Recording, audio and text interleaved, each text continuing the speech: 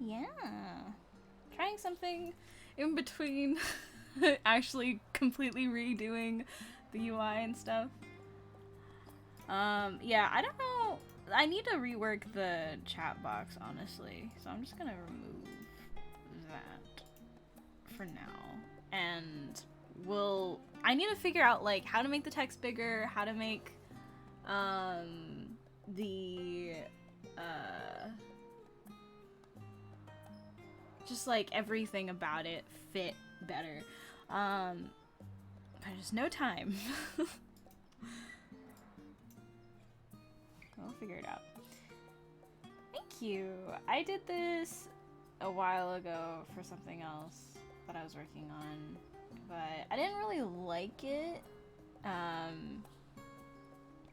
So I wanted to rework it some other day, but still no time.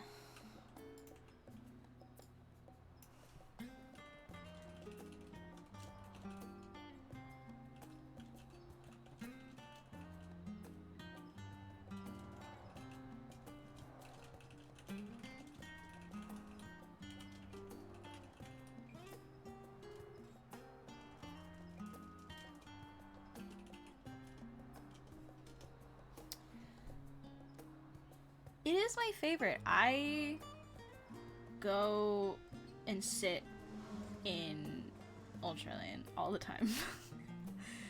Just to, like, listen to the music. I need this orchestron roll. I've never needed an orchestron roll as much as this one song.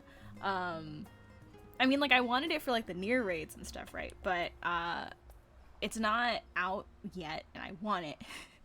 So I need this roll. Hey, Sunburns! Yeah, I don't think it's out yet.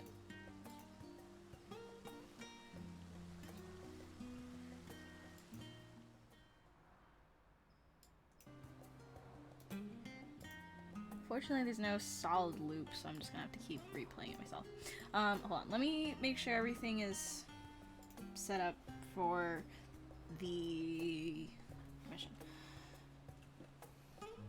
Hey, Cheese!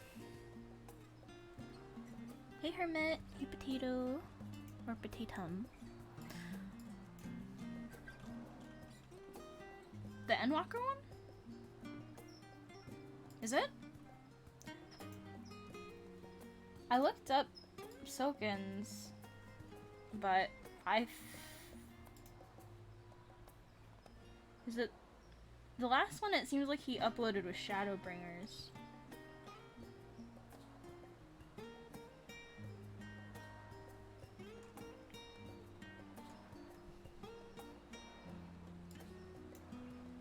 If you can link it to me, that'd be excellent.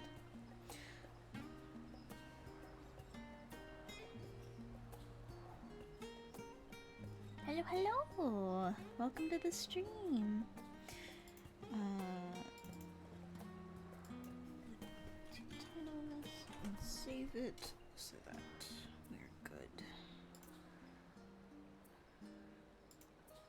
Okay. I was just kind of drawing, so we can start with that first. Just gonna talk.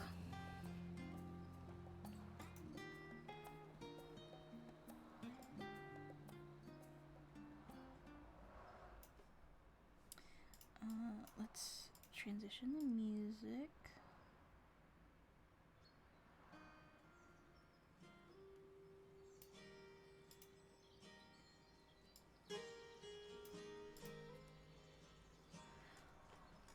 Hello, hello. They might release it within the coming, I don't know, year or so.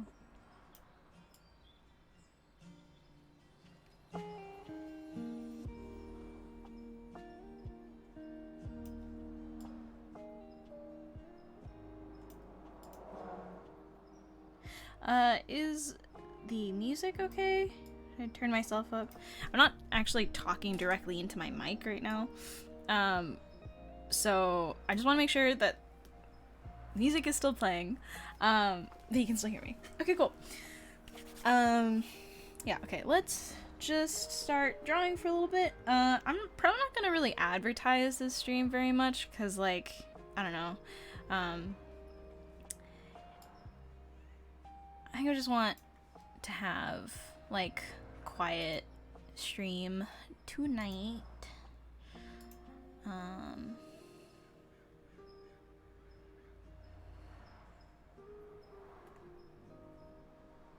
Yeah, I am. This week was kind of stressful, so we're just gonna do some drawing. It wasn't like a hard week. It just was kind of a busy week. It was filled with a lot of stuff. And you know, some weeks just kind of hit you harder than others, even if what you're doing isn't necessarily all that different. So, I don't know. I just kind of felt like this week had a lot of ups and downs, but it's okay. We got through it. We all did. Oh, you did. That was fast. When did you file? Hey, Ragnar. Ah, okay, I see. Yeah, I filed a couple days ago, and I paid it off, like last week or something, so probably be waiting a while to hear back. I need to get, like, an accountant or something. I hate doing taxes. I hate it so much. I know they, like, try to make it super streamlined, but hey, Amanda. Welcome, welcome.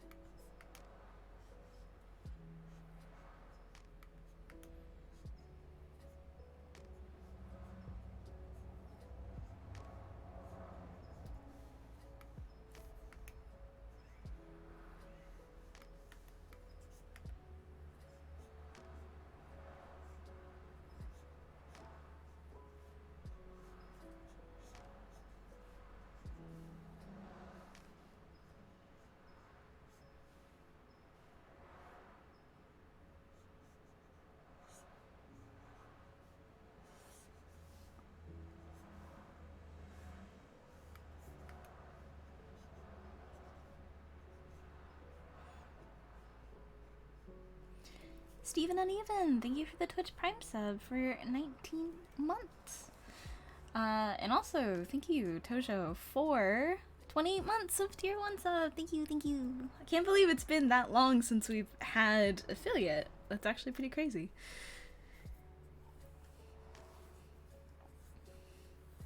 My personal accountant. I just need someone to help me make sure.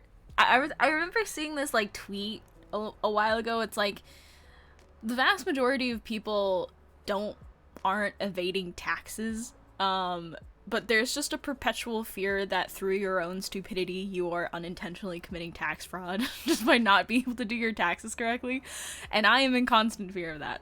I try my best. I use TurboTax, so it's like, you know, kind of automated in a way, but yeah, sometimes I'm just worried because, like, I work freelance sometimes, and then I'm full-time, but then sometimes I just get, like, weird jobs, so it's a little weird. It's hard to know how it all factors in, but I should do a better job of it as I get more used to doing it. It is not my strong suit, though, finances.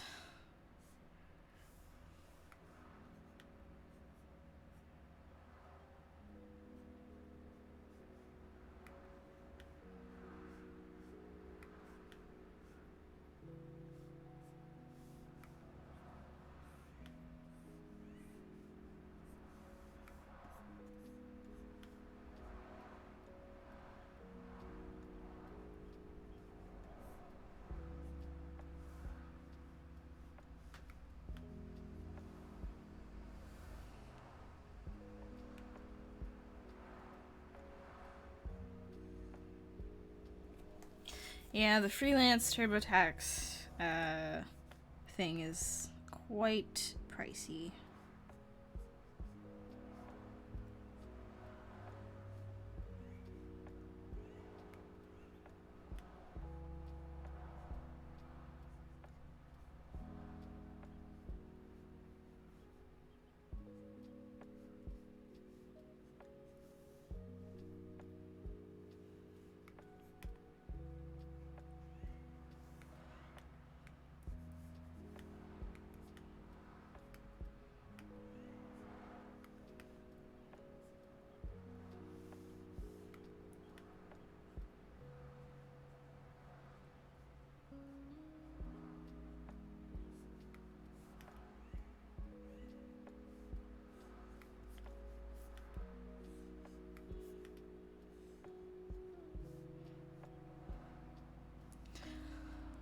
Did you experience much self-doubt about achieving art as a career throughout your journey? I'm graduating soon and realizing that I would have learned more from other classes online than my 3-year degree. Sick of doing assignments, which I find not helpful to my growth as an artist. This only fuels my doubt that I won't make it in the industry.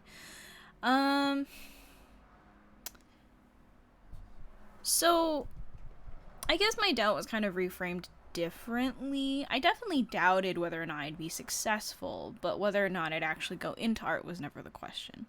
But I've definitely had the fear of, like, I don't know if I'll actually be able to, like, do the work, do the job well in a way that I think is, like, my idea of success and my idea of, like, this was a good job well done, or this was like a good result. I didn't know if I would, like, be able to match up to what I thought was a good either employee or a good professional, because I wasn't sure if I was up to snuff for that, and I still feel that way.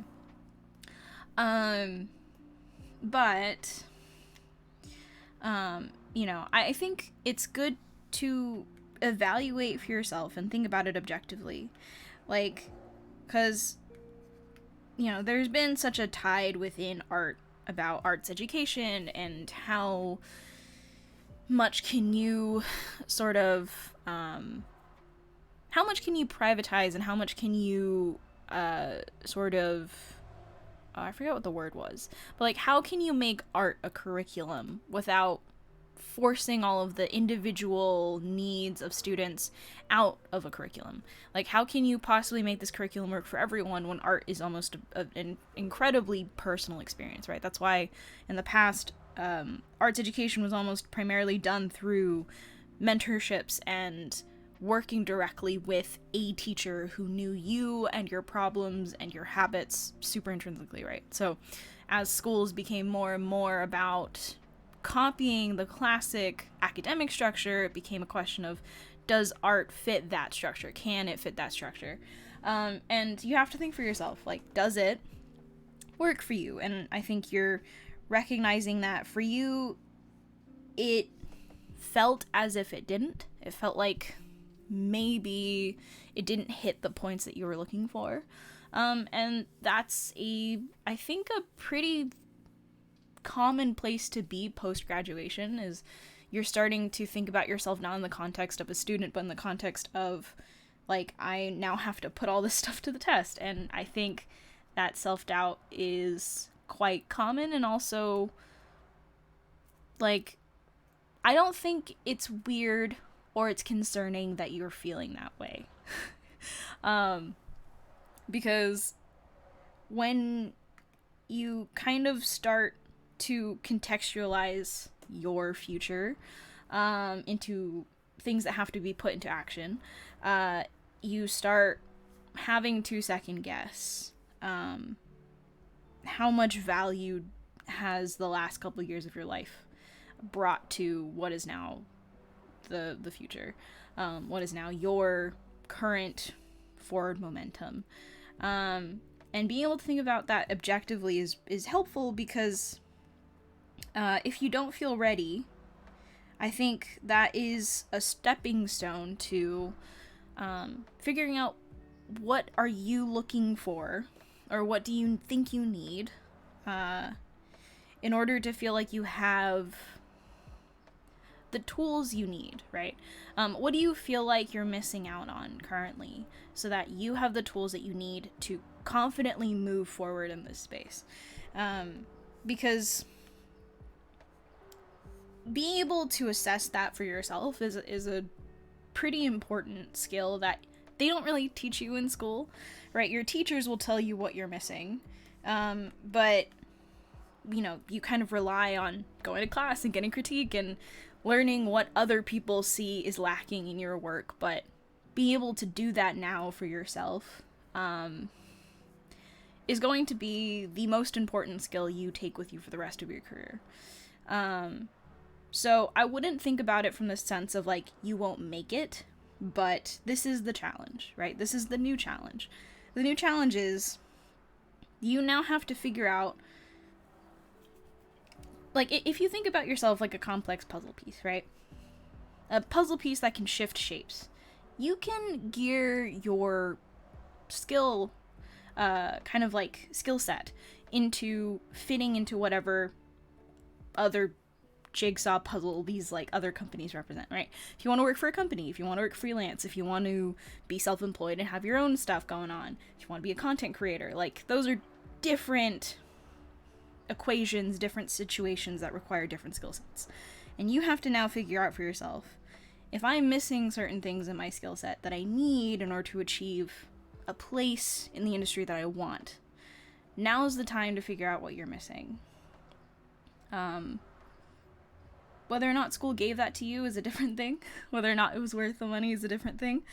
But if you feel like you're lacking, it's good to start having that conversation about what specifically do you think is lacking. What have other educational platforms offered that you felt like you are missing, that you need? And you can start taking that information and using that to combat the kind of stagnation that comes from self-doubt, right? Because doubt is paralyzing. It's a weed, right? It's not, as soon as it's planted, it doesn't need any attention. It'll just keep growing. And it can either stop you from, you know, putting a pause on this like self-fulfilling prophecy of feeling like you won't make it, so then you don't put any effort or thought into thinking about how can you ensure that you're equipped with all of the skills that you need in order to give yourself the best opportunity, right? Whether or not that's figuring out if you need to join certain communities, if you need to find a way to put yourself in spaces with other people, if that means networking, or if that means technical skill, if that means taking up mentorships or finding a new work-life balance that isn't glamorous but is going to help you gain the foothold you need in order to make these decisions for yourself. Because I think breaking into the industry, I feel like is not nearly as glamorous as a lot of people frame it to be. Like, you could make this grand entrance into the industry by kicking the door down and joining all these like AAA studios or whatever. And again, I think about this from the perspective of working in games, but I think the vast majority of people find their way in very slowly, very gently, either through working for third-party studios, or kind of working their way up to places that maybe when they were in school weren't super glamorous, but to actually start working, it all kind of mellows out, really, the sort of stardom of it all. But this is just a long way of saying, yes, self-doubt is everywhere, absolutely everywhere. And I think it's good that you're recognizing where that doubt is coming from, or at least symptoms. And I think it'll make it easier for you to tackle the specific gaps in your skill set that you feel like need to be there in order for you to best compete within this kind of like new incoming generation of creatives, right? I wouldn't let it stop you, but it is good to think objectively and critically about things that you're good at, things that you can specialize in to make yourself a unique candidate in that area, but then also things that you probably should also work on, so that you're not just like one thing you are very good at. Like, you can be a specialist with also a bunch of other different auxiliary skills, which I think is more commonly what people end up being. And whatever, you know, personally is gratifying for you to do, is what I think you should focus on. Do you recommend Fiverr to start as a freelance artist? I didn't use Fiverr because Fiverr used to be kind of shady, but I think it's pretty okay now. So, I think a lot of people nowadays will use Fiverr as sort of like a more casual freelance gig sort of a place. So probably. I'd say I've also, I don't know, seen people use community forums or like Reddit and stuff for like more casual things, but I've never personally used Fiverr. I can't recommend it myself, but I think it's outgrown its more sketchy connotation nowadays. Sai1, thank you for the Twitch Prime sub.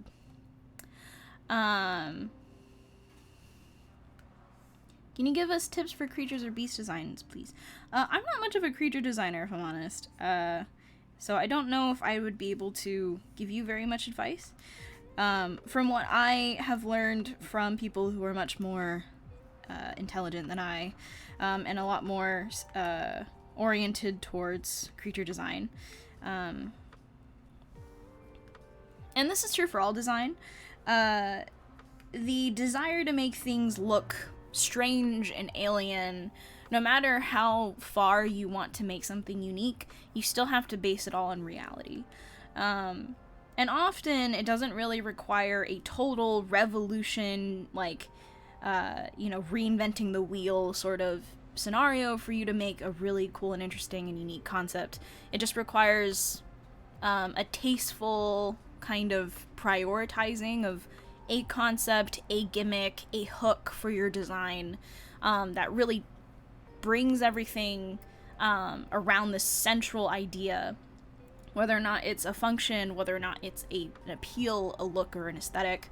And everything else kind of helps to support that, both in color palette and texture and anatomy, and basing it off of how things currently work, how things exist, knowing animal anatomy, knowing how that works across a bunch of different types, whether or not that's an avian, whether or not those are like canines, knowing skulls, bone structure between like birds and bipedal and quadrupedal animals, like all of those things, knowing the actual foundational real world examples of things is crucial for being a good creature monster designer, because you don't need to invent the wheel too much to make a fantastic creature design. I've seen the art books for Monster Hunter are really good very often. Their creature designs are really well thought out, and it's a pretty good, I think, kind of example of really thinking through the design through having a purpose, right? Because all of them have to be designed around a mechanic or a game function or a behavior. And a lot of their anatomy and a lot of their design choices are based off of reestablishing that connection with that main, like, hook, right. So you could look at creature design art books. Some of them are a lot more helpful than others. But I am not a creature designer. Animals are very much not my thing. Even though I've had to design some in the past, it is definitely not my strong suit, and I would recommend going to the experts on this one.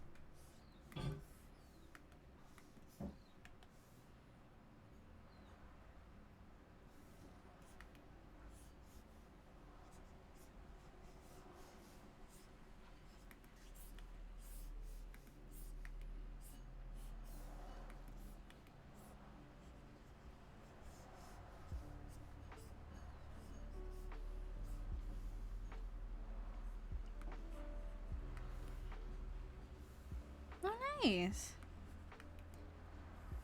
What's the color scheme?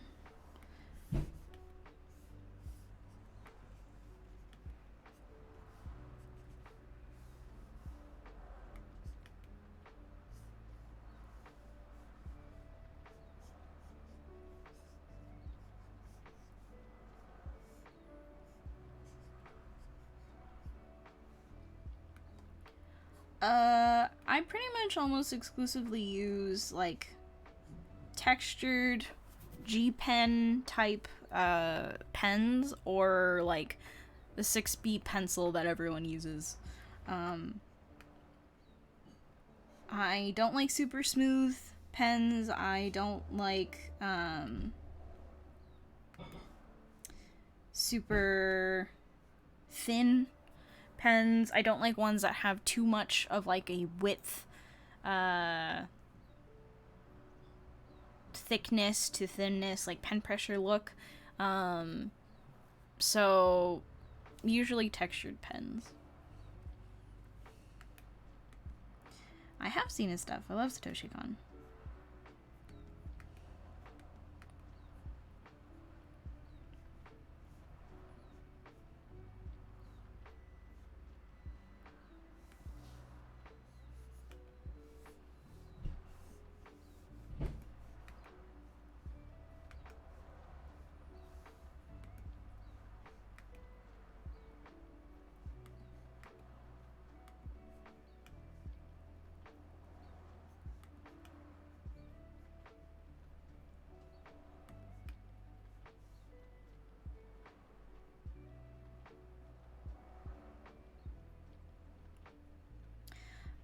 What's my favorite part about working freelance? You get to work on a ton more projects, I think. Like, you get more opportunities to work on a variety of projects. When you get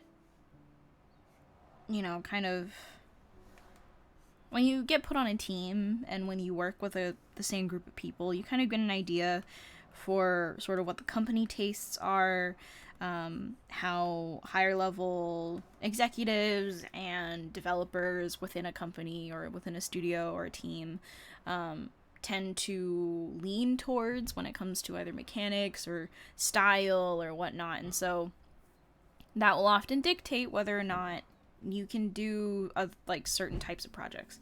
But when you are a freelancer, you could work anywhere, right? You could work on a ton of different projects at once, or specialize in a certain type of thing like illustration for books, or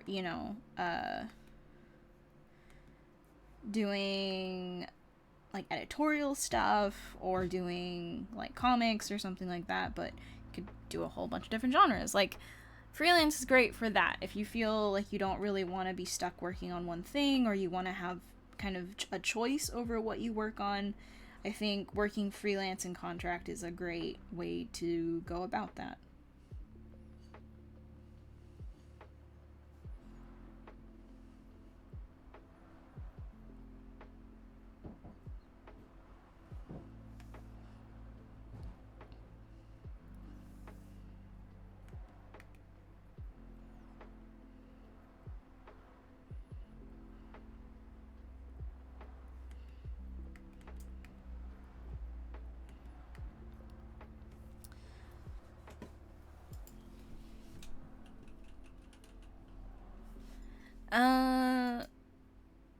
Do you have a favorite manga artist? My favorite manga artist probably the author of Otoyo Megatari, and then also Witch Hat Atelier. So that would be Karumori Kamome Shirahama, I think. Also the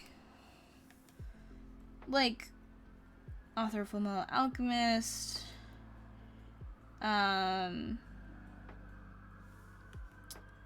The One Punch Man artist is also really good. There are quite a few.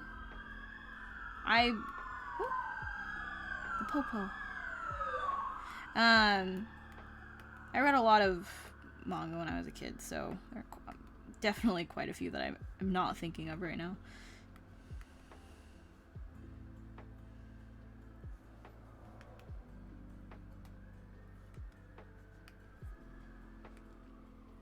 They are.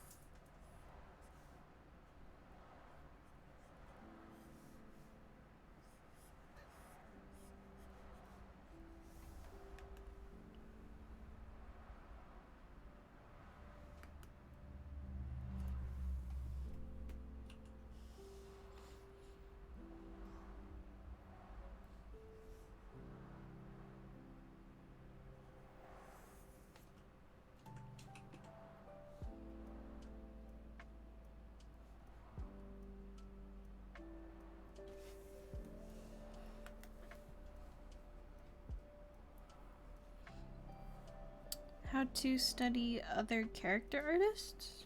I don't know what you mean. Like, how to do master copies, or what?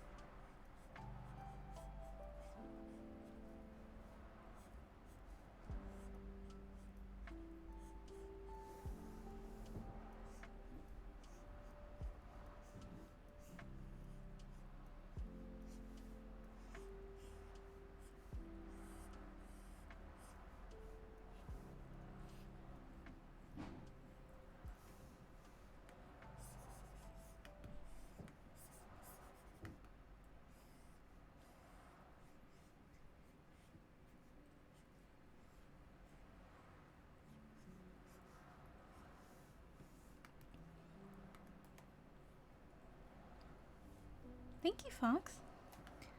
Thank you, Luila. Study any character in general. Hey, Cole. I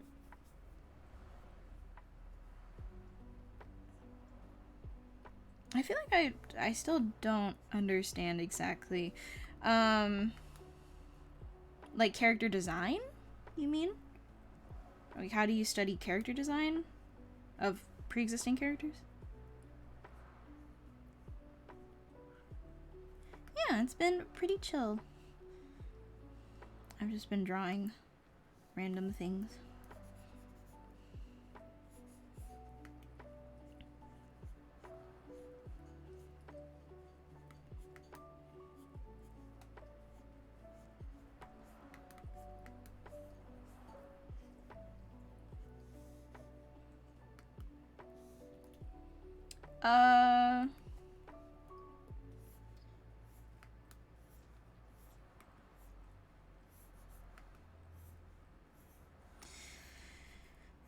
Well, I guess,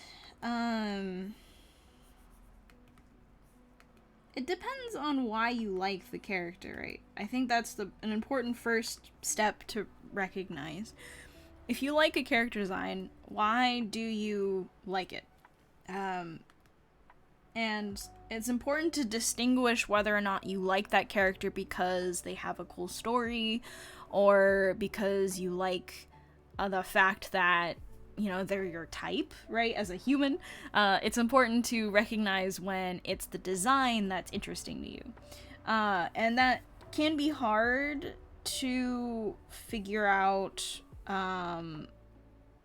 but, you know, things that I look forward to in a pre-existing character design that I like is a good spread of detail. I like when characters have enough detail to be interesting, but not enough to be overwhelming, or too busy, right? Where everything is super, you know, all these like tiny, small details everywhere is really distracting. I like characters that have an interesting shape, silhouette. It could be body type. It could be the clothes that they're wearing. I like when I feel like there's more to their story when I look at them. And, you know, those are things that I'm interested in as an artist. And for me, that's kind of what I look for in a character. So when I'm studying characters, I want to first recognize the reasons why I like a character. Could be that I think they have a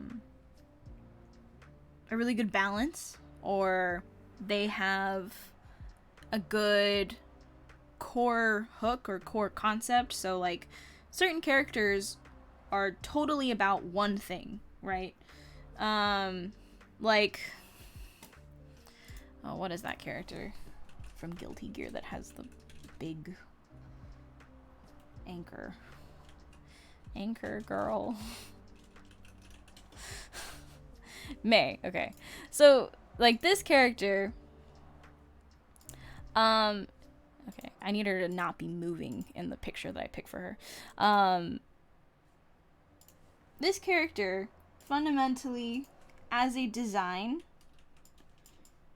is not that interesting. Right? But the main part about her, this is actually not the best picture to pick for her, but I don't really want to pick fan art for her. The main thing about her design, right, is that she has this giant anchor. The fact that it's so big and she's so small is the whole point. If you actually think about her design from a costuming standpoint, it's not that interesting. Her whole thing is just yellow, like orange. I almost said yellow. But the fact that she has this big weapon on her that's not a normal weapon, right? It's not a gun, it's not a sword, it's not anything classic. it's an anchor, something that you don't see as a common weapon, right? So that's the interesting part about her character. That's what her whole character is about. So that's the idea of a hook. Certain characters have hooks, certain characters don't, right? If you are interested in characters that have hooks, like an anchor or a giant sword or whatever, it's important to recognize that, because that's one way to design a character. But you look at her, everything else about her, and I gotta say, I don't really think her design is that good, but everything else about her is to support the main idea, which is the anchor. The anchor is associated with things that are sea ocean related, right? So she has this kind of pirate cap that is more casual looking because she herself is a casual character, right? She, in her newer design, she's wearing like an oversized hoodie. She's wearing like biker shorts and sneakers. So that's kind of her shtick. And certain characters are made more interesting because they have a hook like that. What are other characters I like?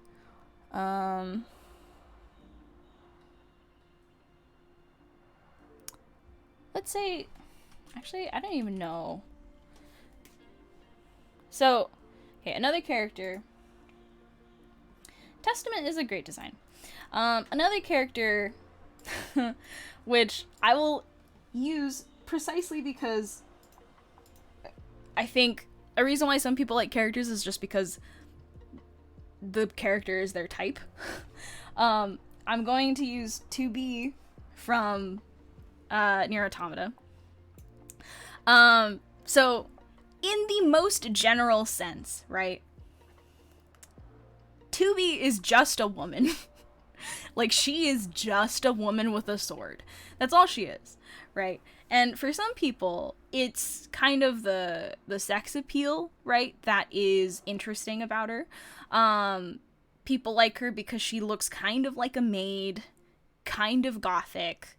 That's the whole appeal. She's wearing all black. She has like a black-white monochromatic thing going on. It's a very simple concept. Not too complicated. Overall, very few details about her that make her visually distinct. But 2B has a central thing to her appeal, in my opinion. 2B is actually pretty conservative when it comes to attractive female character designs. Granted, she has a big ass. That's one thing. But 2B is actually quite conservative because for the most part, she's pretty covered, right? She's, for a hot character, for a character that's meant to be attractive, she's not showing a lot of her skin, right? What she is showing, though, is really important because those are specific areas that people find attractive. She shows the back, she shows a bit of her neck, she shows her chest, and she shows leg, thigh, butt, whatever. But the rest of her is relatively covered, and that's kind of the core part about her character design, is that 2B is this slightly suggestive, but overall pretty simple character design. And the fact that she has this giant skirt, poofy sleeves, and kind of this sharp feather at the bottom of her sleeves, that's the part of her design that is out of the ordinary, right? Otherwise, if you just kind of look at her, she's just a lady. But she's got aspects to her that make her interesting. She's appealing because she's not overly complicated, but she's got very specific reasons why she's designed the way that she is. Not the best character design, but she's functional for what she's doing. And this is one very specific reason why 2B is attractive to certain people, why she is a good character design to certain people. So, you could like all these characters, you could like none of these characters, right? You could think that characters that are super functional and super realistic, like, let's just go with, the character that I personally don't think is all that cool looking sometimes, but for the vast majority of people is one of the most iconic designs ever made. And I'm gonna piss off my own partner for this one, Master Chief, is, in my opinion, not the best looking character. But, you know, here's the thing, right? Master Chief is interesting because Master Chief is a mixture of a bunch of things. He has one central element to him that people like. Not like. He's recognizable because he has this just bright yellow visor right in the middle of his helmet, right? That in itself is an immediate attention grabber. I'm looking at this from a design perspective. I don't know anything about Halo or Master Chief, right? So don't come at me from that perspective. Just talking about design, because I'm only talking about design. His armor has a very specific shape language because the game is very specifically set in this kind of militaristic, futuristic era, and therefore technology has a very militaristic, futuristic edge. They decided that for Halo, this is what technology looks like. That's fine, whatever. So his design has to be functional because pretty much in all circumstances, this is what he's wearing. And it's not about necessarily this power fantasy of looking hot or being particularly appealing, because that's not what Halo's about. This character, and very specifically, is a completely utilitarian character. But design-wise, right, he's got a helmet that is very recognizable. It's got this kind of not super real-world helmet design, but still functionally works. It's got this big, bright yellow visor, which is what everyone recognizes him for, right? And it's opaque, right? His whole identity is not necessarily, like, you don't see his face. So, you know, there's a whole appeal there. And this might be the kind of character design that you really enjoy. It might be you like him because of his story, of the games that he's in, of the time that you've spent playing as him or with him. That could be the reason why you like Master Chief, or you could like him visually, or you could like Guilty Gear visually, or you could like, you know, Final Fantasy, any of the Nintendo games. Like, you could like them visually, not other things, and that's your taste, right? And it's important to recognize what is your taste. First thing when studying characters is you have to figure out who or what you like in a character design. Because only once you figure that out can you then take a step back and say, objectively, what about this character design is good? What about this character design, for me, adds to their concept? Because that's the most important thing about characters. It's not whether or not a character is, attractive or has the best, most dramatic silhouette, right? I think there are certain characters that are designed to just look like character designs. Personally, I don't find that those designs are the best. I don't think designs that are just meant to look like cool characters are necessarily all that interesting, because I like the idea of things being behind a character. In that way, complicated designs are not always indicators of good or even interesting designs. Just as overly simple designs doesn't even necessarily mean it's well designed either. So, in animation, it becomes really important because you have limited real estate for that. And that's like a whole nother topic. But when you're looking at how do you study a character design,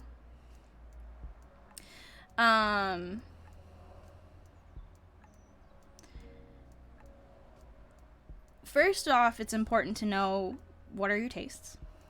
And secondly, it's important to place that design up against the character to figure out, does this design serve the character's purpose? Does it serve this character's story, place in the world, their job, their journey, the genre that they represent, the personality that they have? I think those things are really important when it comes to design, and it's important to make sure that a character suits, or the look of a character suits the character's own story, own established information. And then you have to figure out, to who does this character, or who is this character for, right? What is this character for? Is this character meant to be someone that is heroic, cool, interesting, someone that you aspire to be? Or is this character meant to be more so a realistic representation of something, right? Or is this character meant to be closer to a representation of an idea, of a feeling, of a of a mood or an atmosphere? Are they dark to be dark?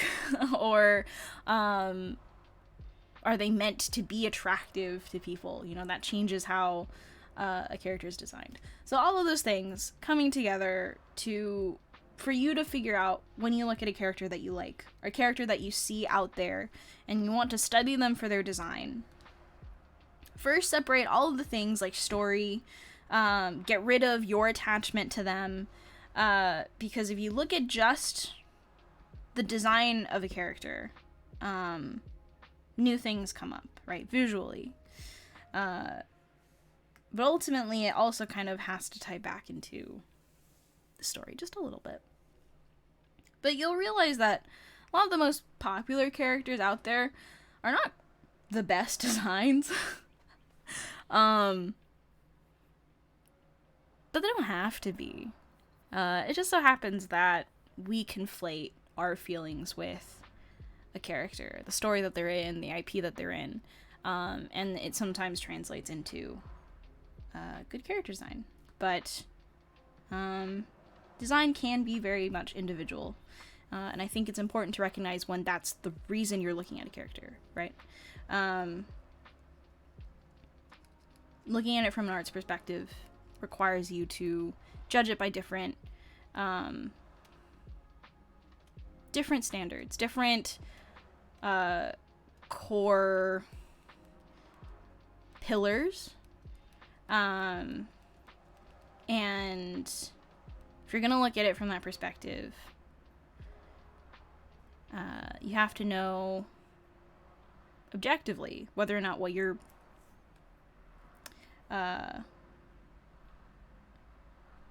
looking at, is it because it's your personal taste, or is it because these are objectively well-designed shapes, well-proportioned characters, good level of detail, all that kind of stuff, right?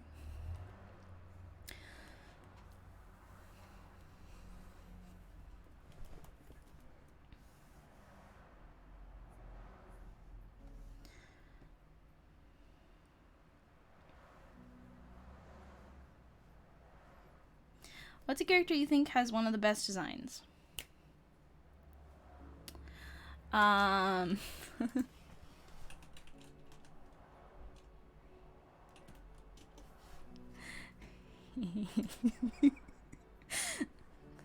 This is gonna be a self-report.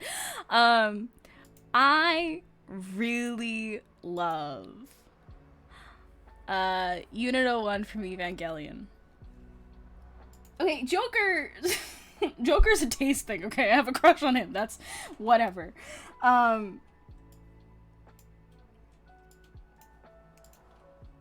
think Unit 01 from Evangelion is a great design. I think it's got a great hook. I think, there are so many different versions of this that now it's really hard to say, like, what is the most iconic version of this character. But I think just everything about the shape design, I think everything about the way that they've been animated, the giant shoulders are just, I don't know why I like them so much. The horn is so weird, but I like it. I don't know. I love I love one. It has been, I think, my favorite mech design for a very long time. And something about it. This is very satisfying. It's, and I don't know if it's because I like Evangelion. I don't think I like it as much as other people do. I pretty much just like one. Because something about their design just makes me happy every time I see it. It might just be the weird long limbs, the proportions. I think the colors are placed really well.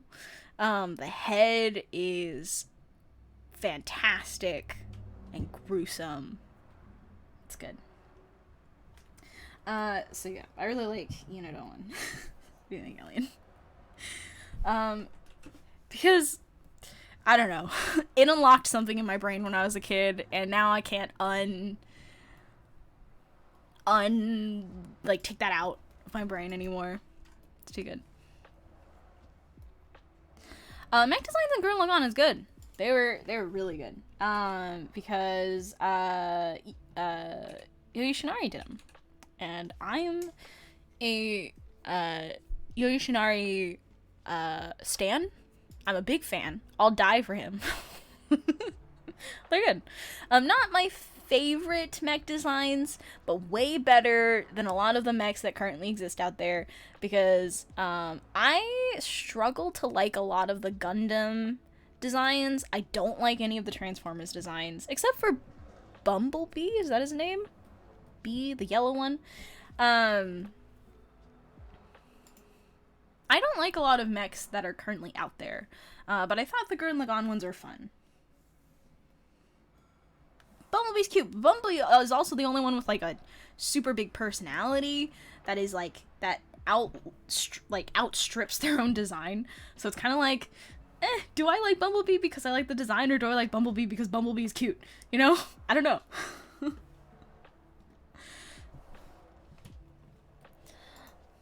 Valkyries and Macross? I actually have... Oh, no. It's got the Gundam look that I don't really like.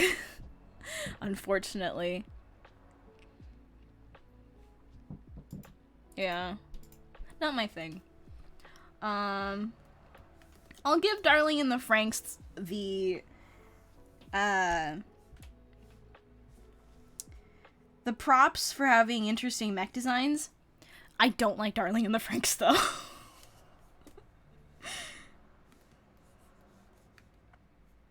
Oh, Pacific Rim had some pretty good mech designs. Yeah.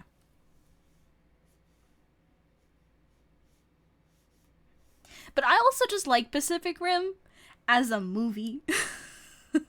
So I can't tell if that colors my taste for them.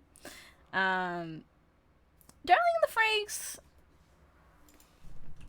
I think I wanted to like Darling in the Franxx because it was the first like mech thing in a really long time that had mechs that I thought were interesting. And again, I like the mechs in that show. I think they're really cool. I don't like anything else about the show though. The characters are aggravating. The style is really cute, unfortunately. The story is unfortunate. I can't.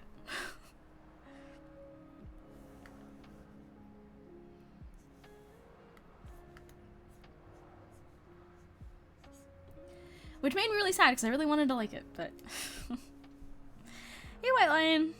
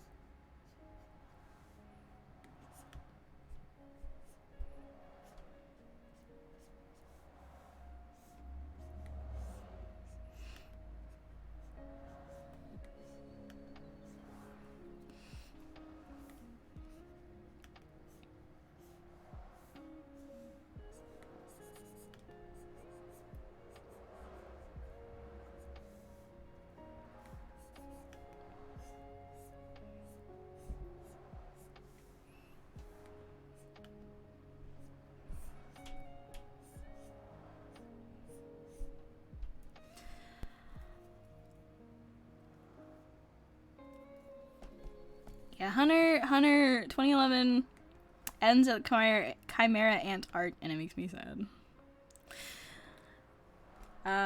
Do you have any tips on drawing backgrounds for beginners? I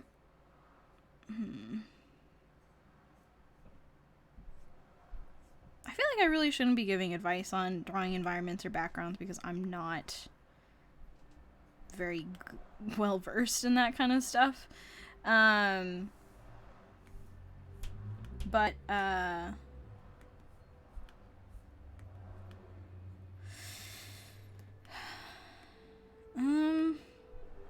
don't know.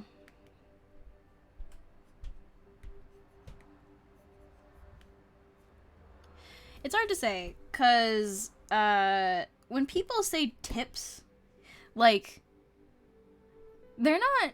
I feel like tips aren't the thing that people are really looking for, right? It's like, is the easy way to summarize that, like, I don't want the whole spiel, but there's probably something that's super helpful that you could condense into one thing, right? Something very specific. But the topic itself is broad. And how do you condense a whole specialization into tips and tricks to do this thing, especially in something that I personally am not well versed in, that I'm still struggling to learn. I don't think I have the confidence really to say anything other than, like, here are the fundamentals that you need to know, that you will probably have to learn at some point if you don't already know them.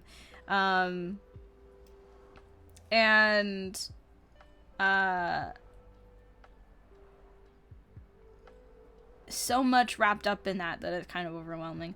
I say most important things to learn about, not backgrounds, right, but environments, is they're very much like characters, as people try to explain them to me. They're very much like characters in that they have to serve a purpose within the context of the piece, right? If you're doing an environment for a character, what's more important? You have to figure out what is important about this environment. You have to figure out what's important about this composition. Being able to focus the environment around what is important is the easiest thing to lose when you are trying to get into it for the first time, right? Because you're so concerned about, like, oh, I gotta render, like, these trees and this texture and this leaf and all of this fog effects and lighting and stuff. Very easy to lose track of the main important thing, which is whatever the environment is for, whatever the background is for. If that is to make the character look, or make the character the focus, then everything has to lead back to the character, right? If the character is not the focus, but it's something in the background, then everything has to lead to that. Ways to do that is through perspective, it's through lighting, it's through values, it's through color, it's through composition, it's through, like, the kind of type of shot itself. Is it a wide shot, you know, or wide angle, like all that kind of stuff. It's the rhythm, it's the flow, it's all of those things wrapped together. So, you know, when you have so many things you have to think about, most important thing is to make sure that you're going into an environment with one purpose in mind, which is, what are you making the environment for? And there's everything else, right? You should get a feel for learning about value in the context of environments, right? Lighting is a crucial part of environments. And being able, like, thumbnailing, what are you trying to thumbnail, right? A lot of people will do thumbnails of the value comp, or the value composition, which is not necessarily what the environment's about. It's about how the values are placed within the thumbnail, within the piece, right? And you do, like, quick black and white drawings of what that looks like, where the light hits, what shape does the light make, what shapes do the shadows make. without any of the detail. Then, there's thumbnailing, which is laying out all of your major structures and major focal points and stuff, so that you can see, like, using stuff like rule of thirds, or like, horizons, and, or like the S shape that people always teach you, or whatever. Going back into space and perspective and all those things kind of coming together, leading lines, overlapping, all those things. Thumbnailing can be great for that. But you gotta learn what you are trying to thumbnail. And so it's good to start looking at value comps, value studies of environments to get a feel for what's important about environments, right? If you've done characters your whole life, or so far, you're going to be very focused in thinking about environments by prioritizing. You still will prioritize the character over the environment. When you're trying to get into doing backgrounds, you have to figure out what's now important for you to prioritize when you're working in backgrounds, in environments. It's the focus, the lighting, the assembly of props or objects within a composition, is learning about composition, and all of the tips, tricks, and ultimately just the foundations of these different specializations. That's why getting into environments and backgrounds is kind of a multi-stage thing, and why you can't just give tips on it, because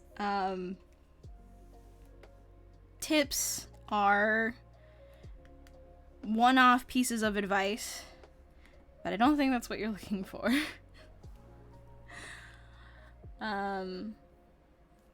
What advice can you give to visualize or draw without structure? I think I'm drawing too fast.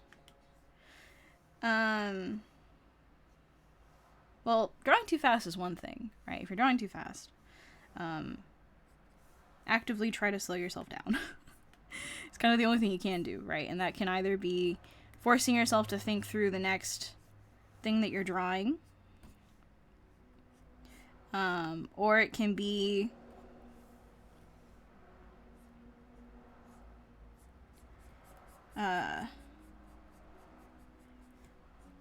drawing, things like drawing with a pen and forcing yourself to plan ahead or think about things or problem solve if you make a mistake, like that kind of stuff.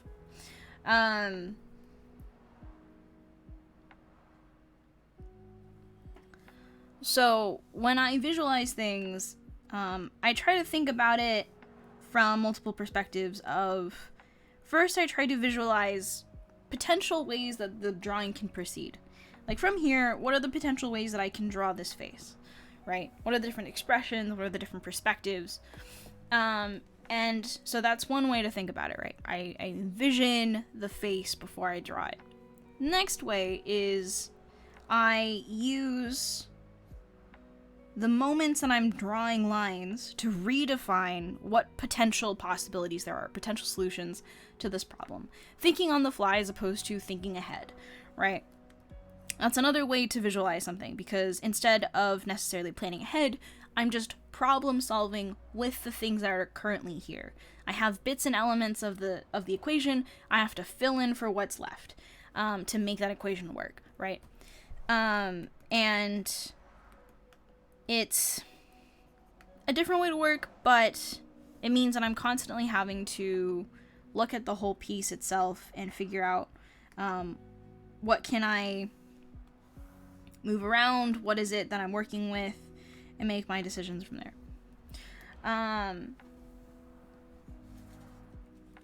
What advice in terms of visualizing a draw structure? I'd say get used to inventing. Get used to working from imagination and working out your problems and then checking them after. Get used to evaluating your work on the fly, and challenge yourself to make these decisions more and more often in your own work. Ways that I think the more concrete way that I kind of sort of trained myself was I started drawing almost exclusively in pen back in high school. because I really wanted to force myself to think more, to slow down and think more. So I started drawing in pen, and that kind of forced me to make my decisions carefully if I didn't want to completely waste a drawing. Didn't turn out all the time, but it got me to start thinking in a way that allowed me to problem solve on the fly. And nowadays, I function in a very similar way when I draw digitally. I try to basically work in the same condition even though I can erase. And kind of let that dictate how I draw.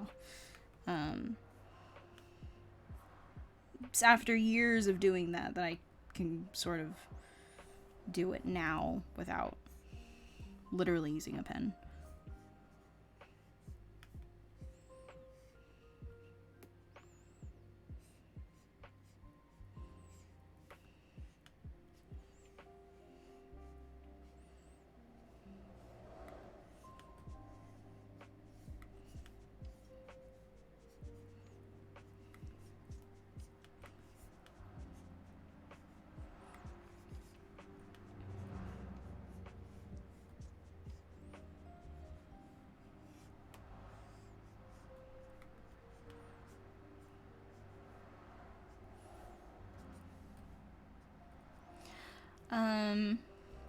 What's the difference between purposeful practice and repetition? Also, if I try to purposely practice heads, what would that session consist of? Difference between purposeful practice and repetition.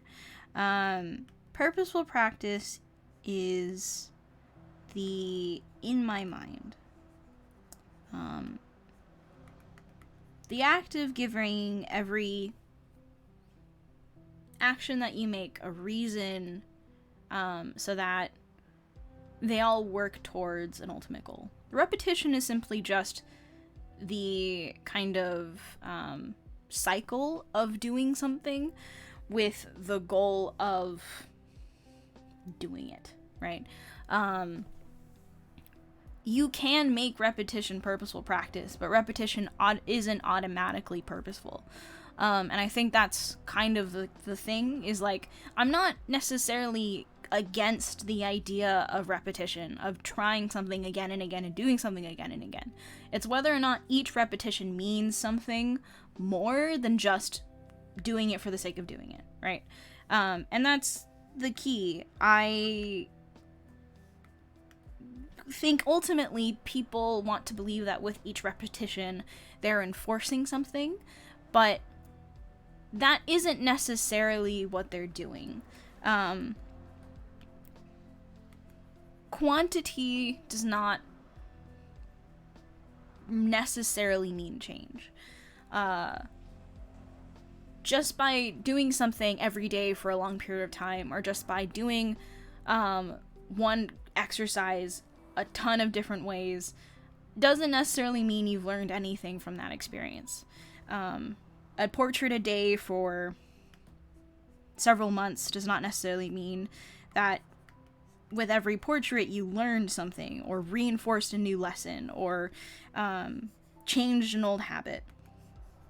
But you could do a portrait every day and do them with a specific purpose, so that each time you do a portrait, you're making one deep, very significant change to the way that you think and approach that exercise. And ultimately, it's not something that can happen just by saying you're gonna do it purposefully.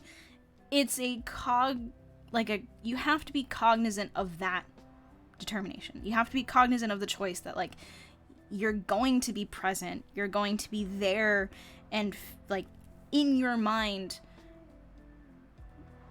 very much down to earth and sort of in the trenches with what you're working with. Because with art, with studies, with anything, it's very easy to just sort of turn your brain off and do it. Do the exercise, draw the box, do the head study, do the figure study, write down the names of muscles, and do a study of this photo of this hot girl on Instagram, you know, like, very easy to just do that and not think about it at all. And I think that often stems from a lack of purpose, a lack of seriously going into something with an outcome, with a desired outcome. Wanting to go into a head study, but not knowing what you want out of it, other than, I want to get better at drawing heads. That's not a real outcome. That's a goal. That's not something that you can get just by doing one study. Like, more from a, just like, realistic standpoint, I think you could. I think it's very rare. I don't like thinking in rare circumstances. I'd rather think of, what can I actually achieve in this study, in this hour that I do this thing? I could realistically achieve figuring out what value I can make the under eye, the eye bags, so that they don't look super dark or super weird, but I can make my eye bags look natural the next time I paint a head, right? Or I can draw my nostrils right the next time I draw a head.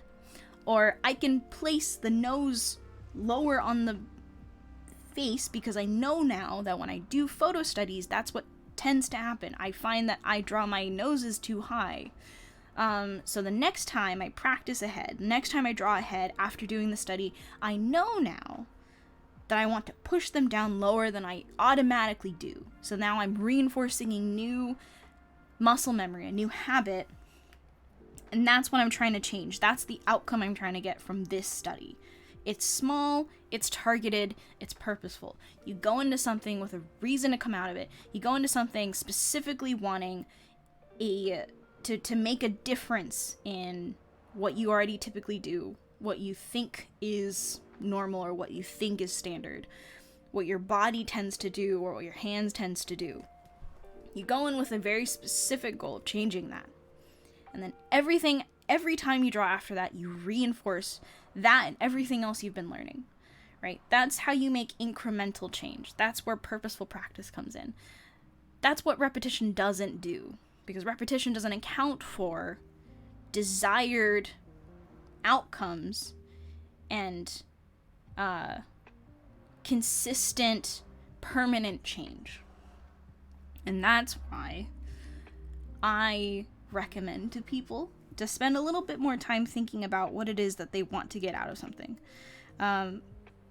Because oftentimes you hear about, oh, you know, really good exercise to do when you want to learn how to do, like, characters is to figure draw. Well, you could draw figures for the rest of your life. You could do studies of photographs of models for the rest of your life and not exactly know what you were supposed to get out of it from the beginning.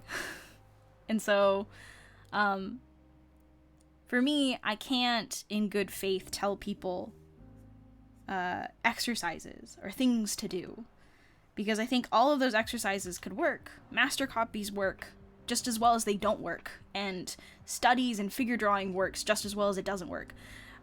What matters is what you go into it planning on getting out of it. And to frame it like that is all you really need to start the journey into really understanding how you learn, how you best retain information, and how you specifically need information either provided to you or how you need to parse through kind of the onslaught of arts education online. Because everyone has a different way of describing something. It's difficult to figure out whether or not how they're describing it is useful, whether or not what they're saying is something that's actually helpful to you or is actually just not going to mesh with how you think, as opposed to blindly just doing any exercise that people recommend. I don't really stand by exercises because I think there's a way to mesh study and personal art and fun together, but that's a completely different conversation. What's your favorite type of background to look at, not illustrate? I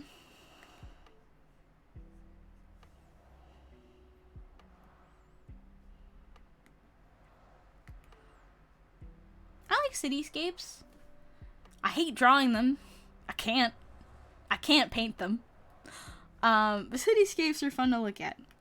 I like seeing architecture. It's fun. Thoughts on the Alan Walker design? God, he's had so many is the problem. I love Alan Walker, okay? D. Grayman is my shit. I fucking love Katsura Hoshino. She's been my childhood, like, you know, manga artist for so long. Like, and it's hard for me to parse whether or not I like his design, again, from an objective standpoint, or if I like it because I grew up with it. I'm gonna be honest, I don't think a lot of his designs are actually that cool. His face is iconic, right? His tattoo is very much him, and that's kind of his thing. His arm changes a lot of different times during the course of his story. The uniform that they wear gets a little bit too stripy. Like, it's not, I don't think, it's not super iconic in itself, and I don't think it's rather unique. But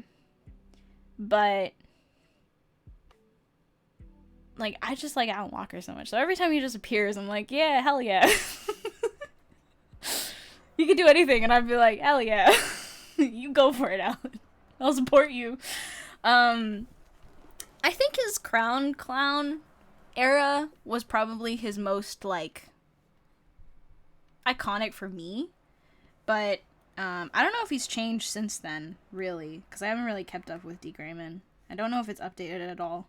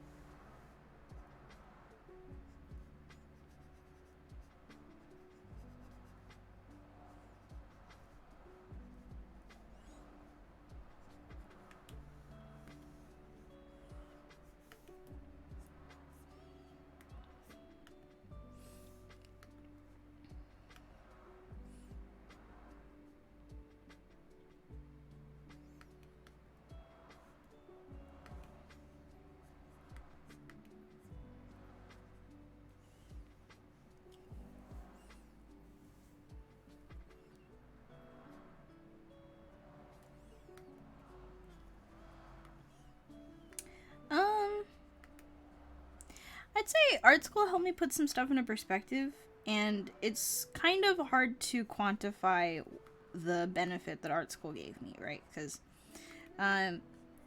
skill-wise, I didn't learn a lot. Like, technical, in a technical sense, I didn't learn a lot. Mainly because I wasn't in a lot of technical classes when I was at school. I think a lot of that came from, like, time spent outside of class really evaluating my own work. And so that wasn't necessarily something I thought I got out of my art school, which is not the case for a lot of people, because I've met quite a few people whose work before and after college is like day and night, right? But I think the perspective I got from school was really important, and the value of that cannot be overstated. The habits, the mentality, the sort of philosophy of the teachers that I had, and the people that I met, and the growing up that I did while I was there, I think has fundamentally changed the way that I look at art, how I treat art, how I go about my work. It changed my thoughts about design. It changed how I approached it. It gave me a stepping stone so then I can, you know, go from that bottom line and start moving forward. So in that way, I think school for me was very valuable, and I don't regret it. I don't think it was everything I hoped it would be, but I also didn't think that was going to happen, right? I didn't have in my head the idea that art school was going to do anything for me that I probably couldn't also do myself, but the fact that I had alternating opinions and I had teachers with different life histories and backstories and different ways of seeing things to help me get to that stage faster. The fact that I could do all that at a school that I thought had a really good cast of teachers at the time that I went, and some students that I felt like really helped me grow up a little bit more so that I was prepared to take on that information. Indispensable to me personally, and I don't think I would be the same person today not having had that experience. So, I think art school is really important for me, and I don't regret going there, and I don't regret the money that I've spent. Even the fact that I went to 2 different schools, the first one being Savannah College of Art and Design, that I felt like ultimately was not going to give me the experience I wanted, but still gave me something regardless. It gave me a new appreciation for classical foundational fine art, and it really changed how I kind of approach, I think, my future in art. Even though I transferred away and I went to a new school, that impact still stays with me. Just as the fact that I didn't finish my time at Laguna College of Art and Design, which ended up being my last school that I went to, even though I didn't finish my time there, I still felt like what I got out of it was indispensable. And I don't regret my time, don't regret the money, don't regret my experiences at all.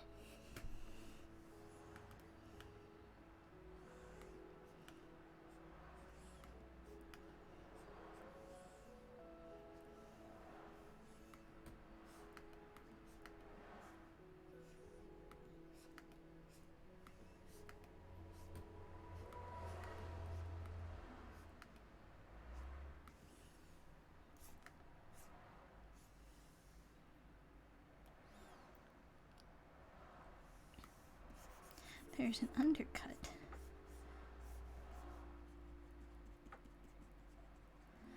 Have a hard time getting used to drawing human faces. I've studied anatomy, but it's not working too well for me.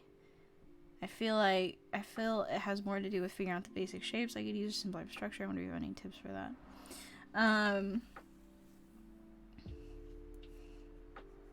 So there's a point when you have to transition from anatomy to applying foundation to your work. And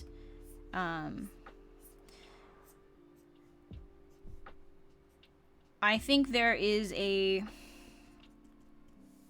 disconnect between what people generally find like appealing or attractive in art sometimes that doesn't actually lend itself super well to a lot of the foundational stuff. So like if you're super into anime styles, or stylized cartoon styles, learning the human face anatomically is not going to help you much. But when you start getting into things that are a lot more complex, like painting, getting into semi-realism, all that kind of stuff, that's when certain things start coming back into the fold. So it could be that now that you've spent some time really looking at anatomy in a more traditional classical way, you are now having to grapple with what is essentially the rest of the journey, right? The rest of the drawing, which is the style, the appeal, the aesthetic, the abstraction of reality. Because I feel like the vast majority of people, especially people who look at my stuff, are not super into the super fine art, super realistic. And so if you are coming away from doing clean cut anatomy studies, then your next problem is going to be leaving that, learning when you can break the rules, what does it mean to break the rules, in a way that still doesn't undercut the structure and the fundamentals, is going to be the next big problem. Right. So, I've heard of some people doing stylized face studies, where they'll do studies of people's drawings of stylized faces, especially people whose proportions they really like. So you could start trying to do stuff like that, figuring out what are your tastes when it comes to drawing faces. What is your preference? What are the things that you think are appealing, or even just suits your idea of what a good drawing of a head is.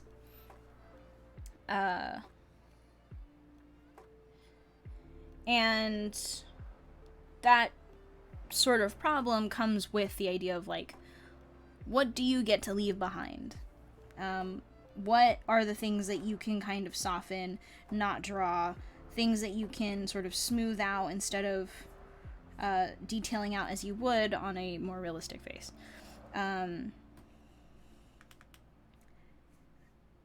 That takes a little bit of time to figure out, because, you know, I draw faces in a bunch of different ways. And after quite a while of drawing in a bunch of different styles, I know what it means to draw in a more anime style than it means to draw in a semi-realistic style, and so on and so forth. Painting in a bunch of different styles too means that I know when certain bone structures and muscle structures matter and when they don't. So I'd say experiment, see what you like, evaluate what you like, what are your tastes, and start seeing in all those artists that you enjoy, what is it that they do? What is it that they leave out? What are the things that they try to keep in to maintain structure? Because even the most anime of anime styles and the most abstract of cartoon or any kind of non-realistic style still has some level of fundamental to them. Until you get too far away and then it's, you know, Picasso all over the place. So, my advice, here's the fun part. Adapting the fundamentals to your preferred direction in art. It's also the most complicated and the thing that you'll spend the rest of your life doing. But that's probably where you're at, right? If you know the fundamentals, now it's applying it, adapting it to your tastes. And you can start doing that by figuring out what your tastes are. Generally, though, if you're looking to do that, things that I've discovered, more attractive faces tend to be a lot simpler, right? For people, they tend to not draw certain things, like the under eye, not drawing, like, the nostril completely, not drawing wrinkles or laugh lines or smile lines, smoothing out bone structures, not drawing as many folds around the eyes, or the nose, or the lips, or the forehead. But generally things that make characters look younger tend to be what people do. And figuring out what of those lines you want to keep and what of those lines you don't want to keep is going to be, I think, the primary battle for you. Sorry, this document's like 37 pages long, so I'm trying to, like, scroll up and down to figure out what are the things that I'm missing for this character. I still need to figure out what outfit I'm gonna pick.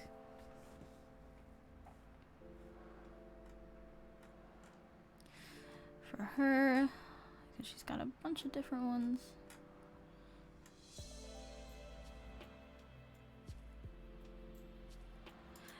I love being called the girl slur, which is just being called a girl.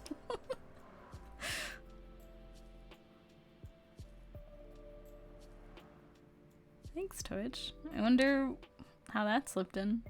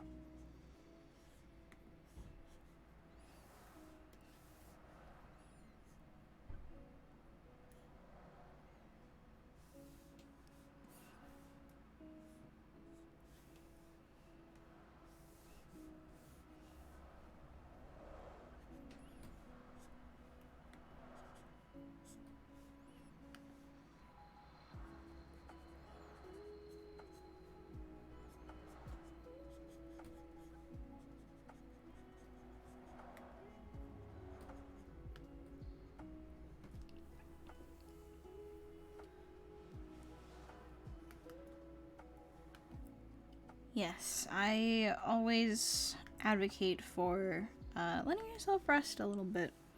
I think there was a time when I would have said to push through it. And I think for some people, pushing through it is actually the secret answer. But for the vast majority of people, I think there is a guilt in not trying to push through it. And that guilt only makes what you're feeling worse. So I think the response should be take a break, reset, and figure out why you're burnt out. Because some people are burnt out post very big project, and that makes sense, right? You spend a lot of time and energy on one thing, and once the project's done, you're like, wow, I am tired. And that makes a lot of sense. But some people are burnt out because of exceedingly difficult expectations, because they've been on a very specific grind for way too long, because they've felt like, they're pushing themselves in a way that is not healthy or not productive, but because they're afraid to not be productive, they'll keep trying and punishing themselves emotionally, and then you find yourself a couple months afterwards and you lack the motivation to even try. So my base instinct is always to tell people that taking a break is okay. I think burnouts are just a natural thing that happens sometimes, not always, but sometimes. I think it is actually quite normal to be burnt out after a big project, or a big stint like school or something. And that it's good to take some time for yourself. Do something new. Let yourself miss doing art for a little bit. And then come back when you're ready. When you feel like, making art is no longer a chore. That making art is something that you actually want to do. I think once that is the feeling, that is when you can kind of start to come out of burnout in a more productive way.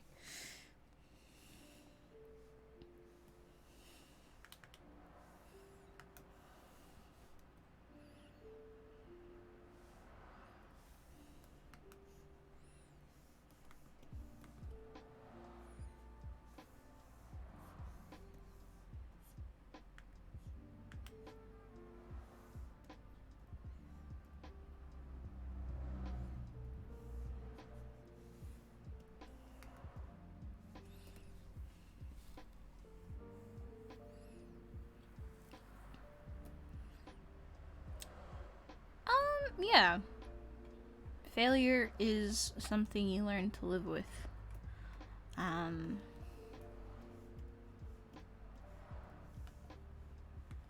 Like, here's the thing, right, to understand about the artists that you see online. And that includes me and anyone else that you look up to.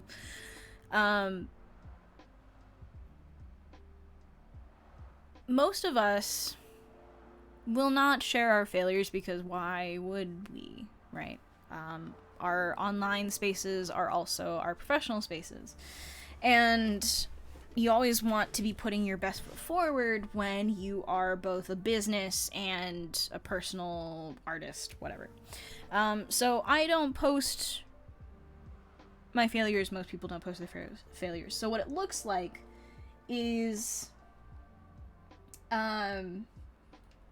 like this person's gallery is just full of great stuff. But behind every,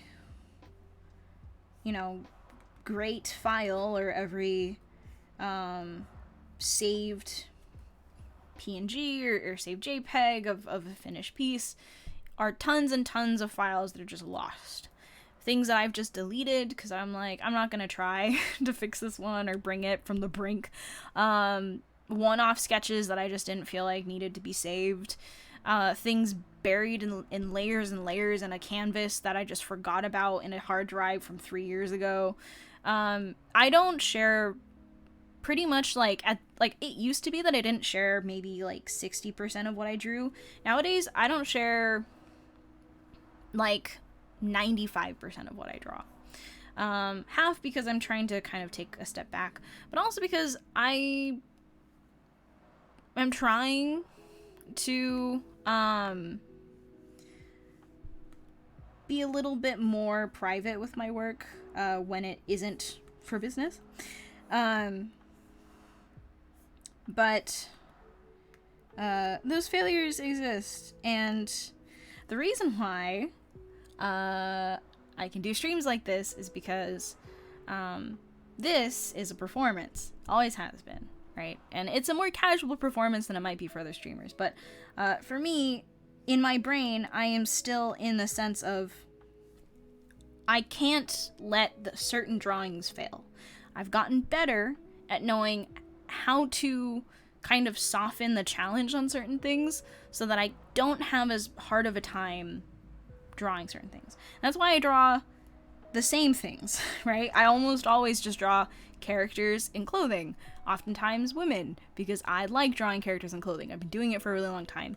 It's a little bit more difficult for me to completely fail in a drawing because it's something that I've done for so long. But I still do. I've just gotten better at fixing my mistakes, right? And I come out with something that for someone else might be really good. For me, it's sort of middling, or I'm not very happy with it, but it works. Or sometimes I come out with stuff that I'm like, hey, this is actually really cool. But that's me, right? That's me in this space currently, making sure that I don't make a terribly bad drawing, because I know how to perform in that way. But I don't share, again, 95 or 98% of what I draw. And a lot of those things, a lot of people will never see because they're not saved. They don't exist in any other space than in my sketchbook or on scrap pieces of paper or somewhere deep in my Photoshop file. They're deleted, they are discarded, they're packed away, and that happens. That just is how it is. And at no point is failure not a part of the process. I think for some people, they assume that you just kind of stop failing at a certain point, and that's not the case. Your definition for failure changes. And also, the baseline for what is quote-unquote failure changes. Because as you get better at something, when you get more and more practice at something, you learn the tricks you need in order to reach a baseline quality. So, I don't need guidelines to draw a human body because I've been drawing humans for a very long time. I've gotten used to it. That doesn't necessarily mean that my anatomy is wrong, but what that does mean is that I'm probably going to be able to place the shoulder correctly on the torso. If you ask me to draw a car, I will absolutely fail because I don't know how to draw a car and I don't draw cars, right? I don't like drawing cars, so I don't, right? And that means that if I do try to draw something I'm not used to, I go look for reference like everyone else. I practice drawing the structure from different angles. I try to prepare ahead of time. But, I don't do that on these streams, which is why you don't see me doing anything but characters. And that's because this is my comfort zone of drawing characters. And that's why it's easy for me to, appear as if I am making this easy. But it's only because after, the nth, thousandth, tens of thousands of drawings that I've made at this point in my life, I can kind of guess what it's gonna look like.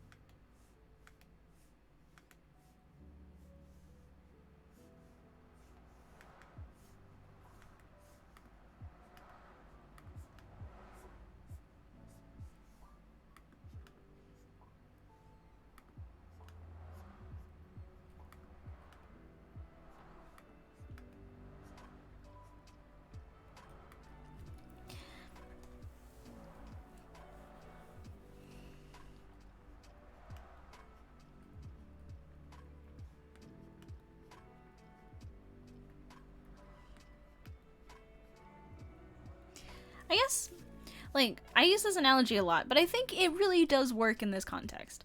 Like, learning a language, writing your language, your native language. Like, when you were a kid, you needed all these guides and you know, pictures and whatnot to learn how to write the letter.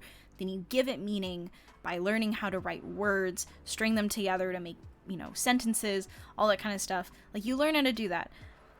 Sometimes, you don't, like, you know, sometimes it could either be your handwriting is particularly bad at one point, but at no point do you really ever, like, once you've learned a language, forget how to write or create meaning with that language. Unless by some circumstance. But it's like, to a certain point, failure means something different once you learn how to write a language. Failure, once you've become a speaker or a like a fluent writer in that language, it becomes not being able to convey your thoughts properly, or not having the right words to describe a feeling or an abstract concept. It's no longer not being able to spell or not being able to write a letter, or not knowing how to you know, I guess, like, literally write at all.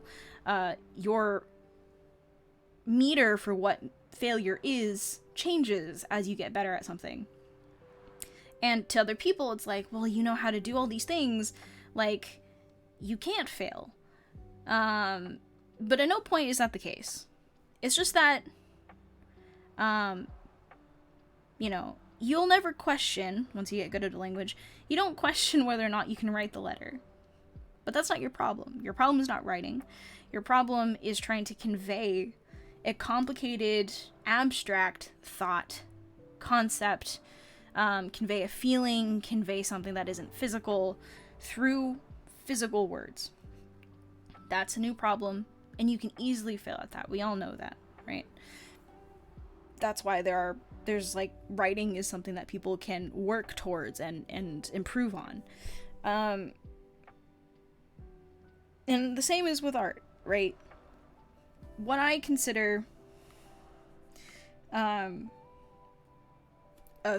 piece of failed art, or something that I felt isn't good enough or whatnot, to me 10 years ago would be crazy. Like, I would be like, but that looks so good. That looks so much better than what I can do right now.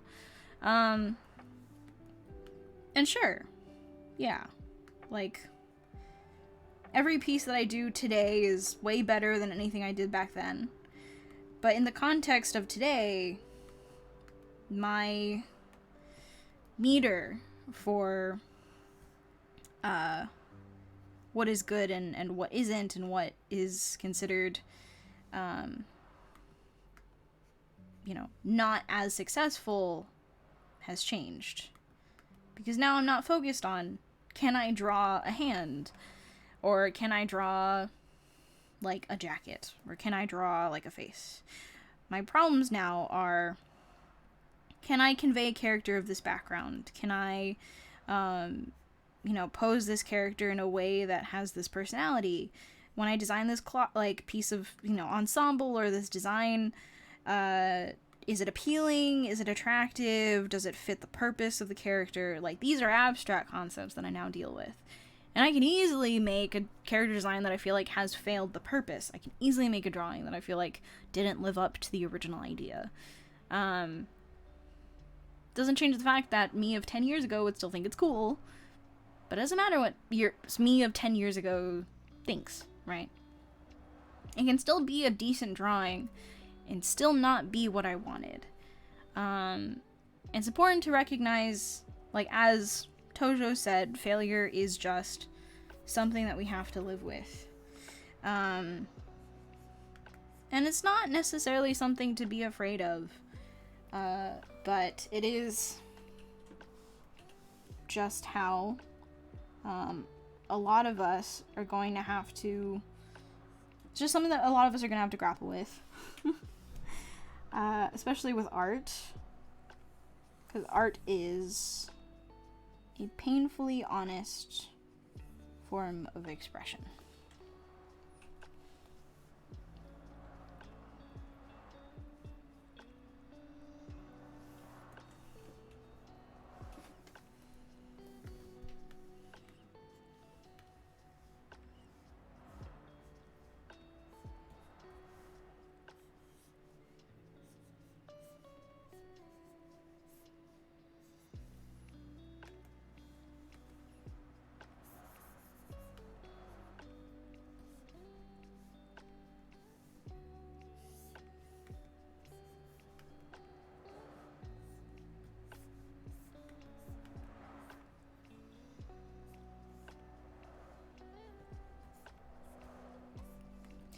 we price ourselves in a contractual project for being an independent artist? Depends on your hourly rate. Depends on the company. I'd say if it's a professional job, as in like, you know, it's for a company or it's for commercial rights or something like that, never work below $35 an hour. That is minimum wage for a lot of unionized creatives. I wouldn't work below that at all. If it's a super big tier company, AAA, or has a lot of history, or can literally has like a ton of employees, like you can go towards asking for anywhere between 50 to 80, potentially even 90, like an hour. And I'm talking in USD, right? I go for 75 an hour. And you know, mid-tier studios or even indie studios that might not have a huge budget, sometimes I'll price a little bit lower if I really want to work for them, but I try to stick within a certain range. And personal commissions, totally dependent on what the commission is, right? So if you're working like on a contract basis, which means you're signing a contract, either that's like a full-time for a certain period of time, or just sort of a assignment by assignment basis, you should be asking for a wage that you feel like is you know, worth the time investment, worth the effort, and hopefully for a project that you are actually interested in. But I'd say no lower than $35 an hour for any kind of professional gig. Preferably higher than that, but that's base minimum for me at least. And, you know, don't be afraid to ask for something higher, because unless you're really strapped for work and you're not willing to risk not getting the job, most companies will be willing to negotiate, because if they're willing to reach out, they'll usually want to like have you on the team or have you on retainer, and they'll say, oh, that's a little out of our budget, would you be willing to work for this much, if it's too much for them. If it's not, they won't say anything. Never preemptively underprice yourself because you're afraid. And again, this is in the context of like, you're not afraid to maybe not get this job, because there are some scummy people that will rescind an offer because you asked for too much. Those people are trash. Don't work for them, okay? But most people that I've found in my career have pretty much always been willing to negotiate, because when they reach out to you, they want to work with you. So they'll say, hey, unfortunately, we can't afford that. Are you willing to work for this much? And then you can decide, is that worth it? Right? You have to think about it in terms of, these are hours of my life that I can't get back. Is it worth this amount of money? Right? So that is my advice.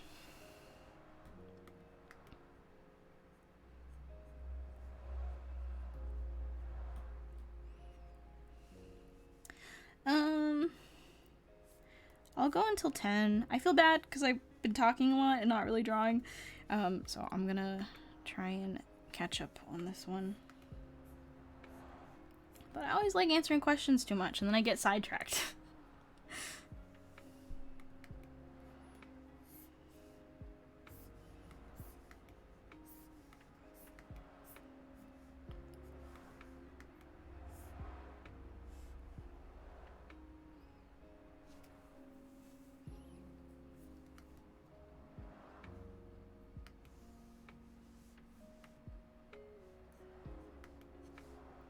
Yeah, I think there was honestly like a little bit of kind of guilt building, because I always felt really bad for not getting a ton of stuff done during the stream. And And also, I always feel bad for like advertising anything that I'm doing. So I always felt bad also like posting things on like Instagram or Twitter or something like that. So I think I think get back into the sense of just like these streams are for fun. I'm doing them because I enjoy like chatting with people, but then also just like drawing for a little bit. And the more I can reinforce that to myself, the better, because I don't know. I think I get into my head a little bit about streaming, and I really shouldn't, because my streams are not that crazy ever.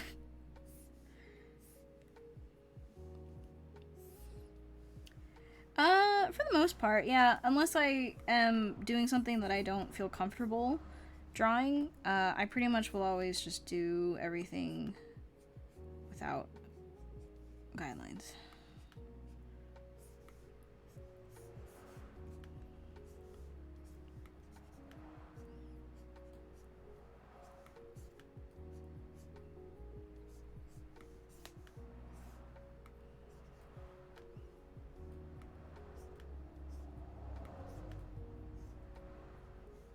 I really should be, huh? Yeah, my sleep schedule has been really bad lately.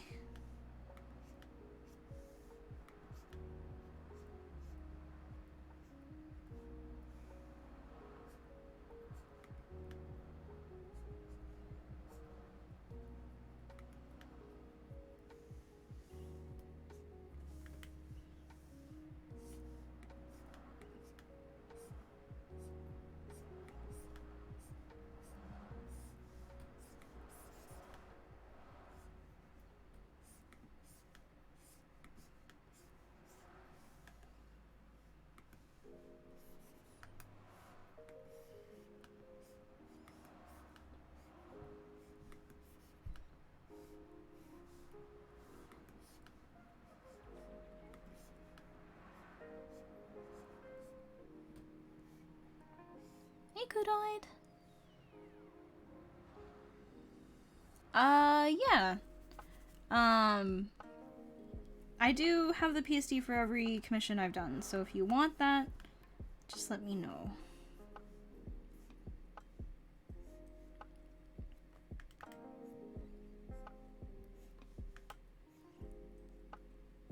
Actually, let Toja know, because I think they're all in the G drive, yeah.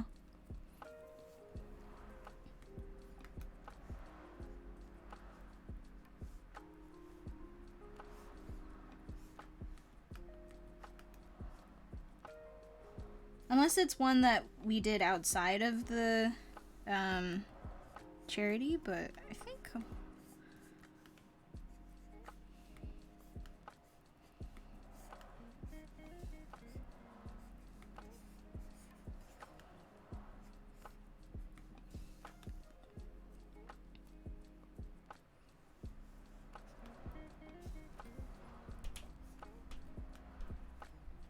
If you can tell him which one it was, he can look for the name.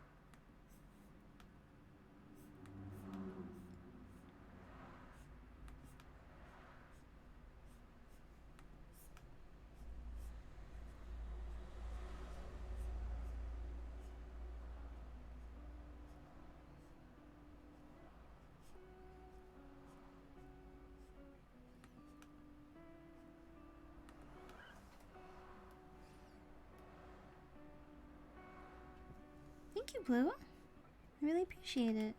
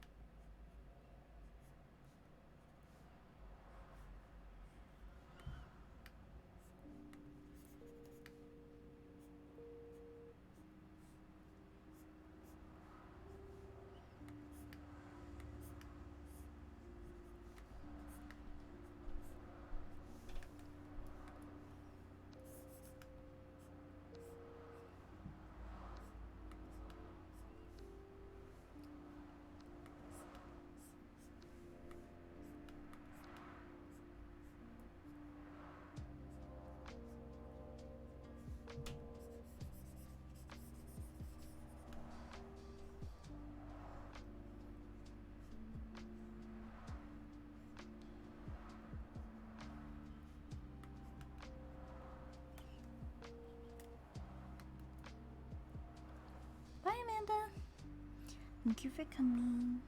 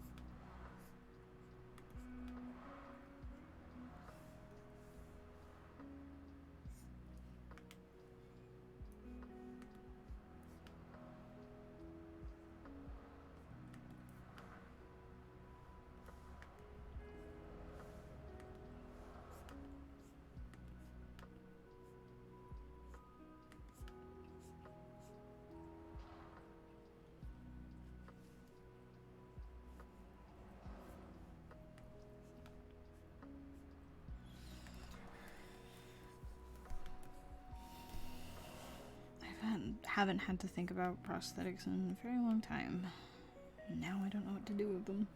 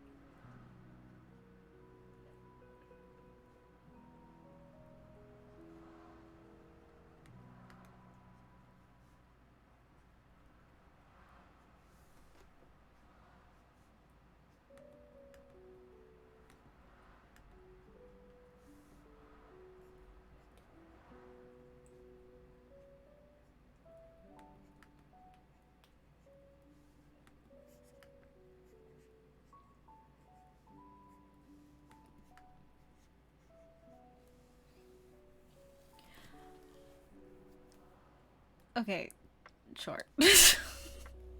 Fine. Fine. How long did it take for you to feel confident drawing a pose without reference?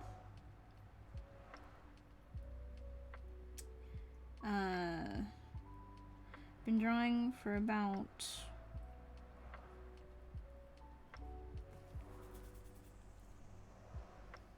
20 years. So 20 something years? So this long?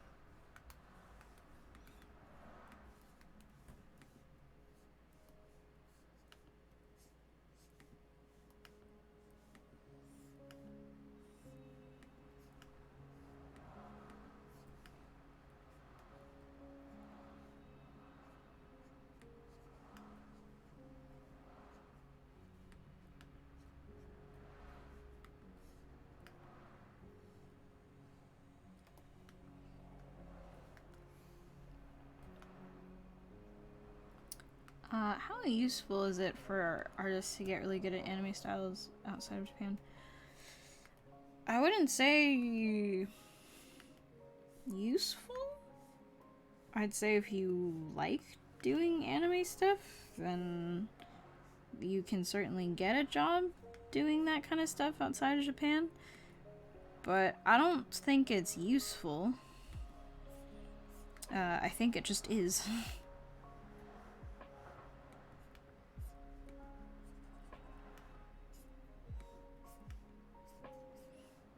You just have to work with whatever consequences and like the pros and cons of picking a certain style. You just have to work with, right? It's not more useful or less useful to do anime or semi-realism or whatnot. You just kind of have to figure out where is the job market for your particular style. How do you market yourself towards the people that would hire you, and finding ways to utilize your skills or figure out when you need to learn a new skill in order to compete in the market you're in. Because there are quite a few companies that do very anime related types of art. Maybe they're not nearly as prevalent where you're from. Maybe there's not really much of a market. Really kind of depends.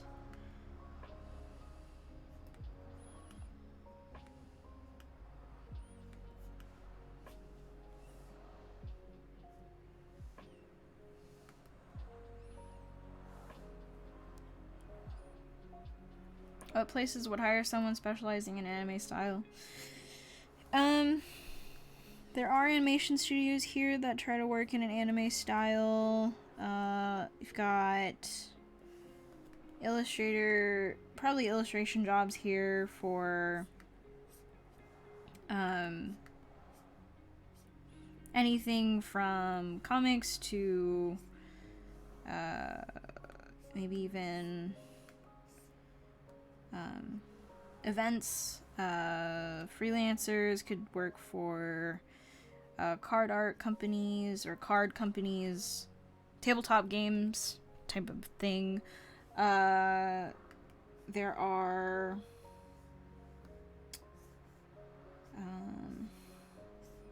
I mean, there's like conventions and stuff. You could do that.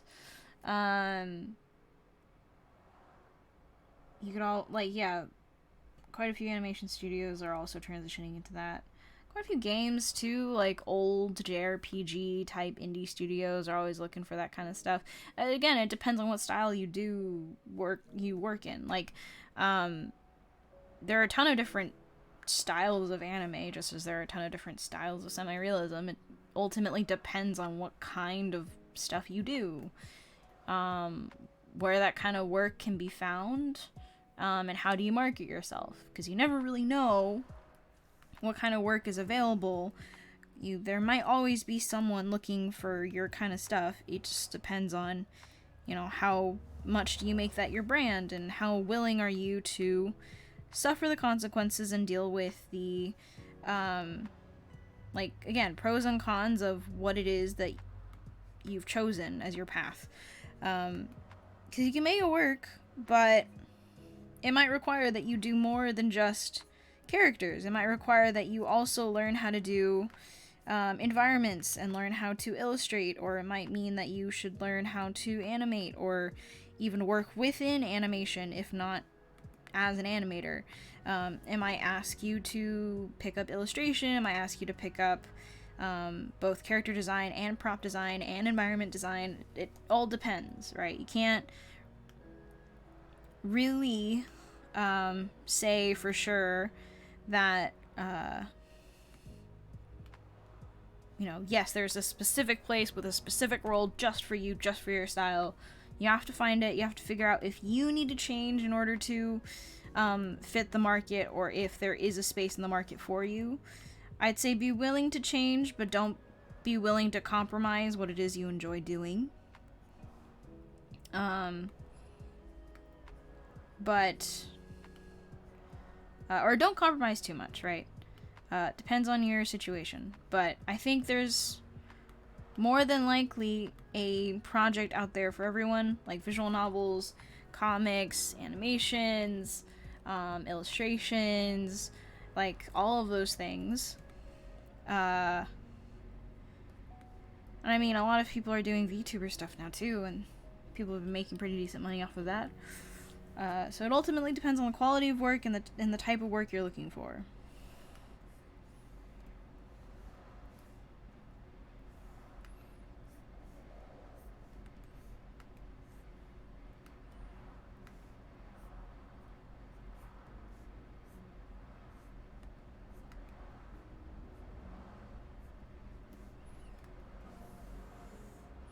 Have I ever felt so much rage while drawing? Yeah, probably. Can't recount a specific time, but most likely yes.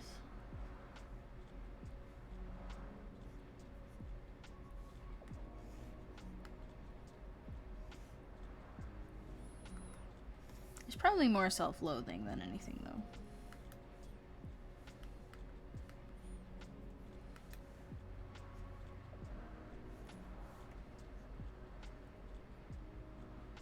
Oh wait, shit, I did it again.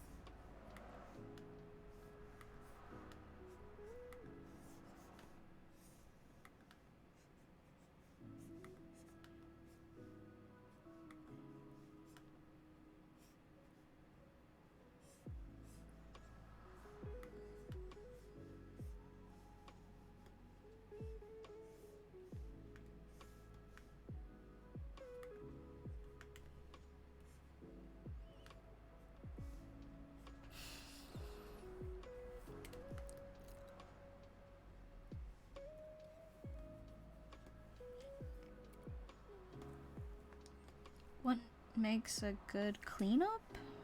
I don't know what you mean by that.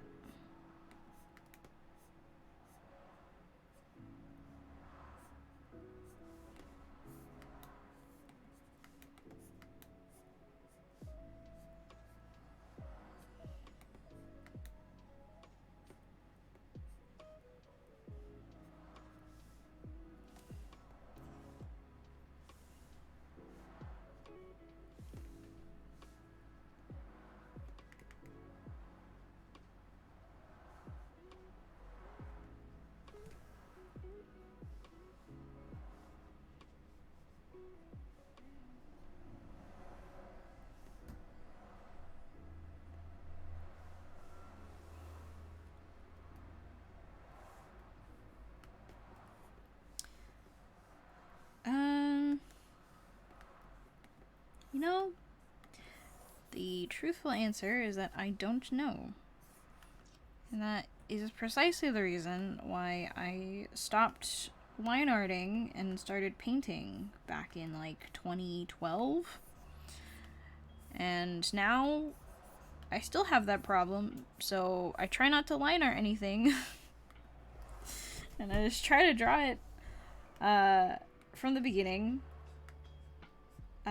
as clean as possible, which still sometimes ends up not being very clean, but I try not to do the whole clean up mentality because I suck at that kind of stuff.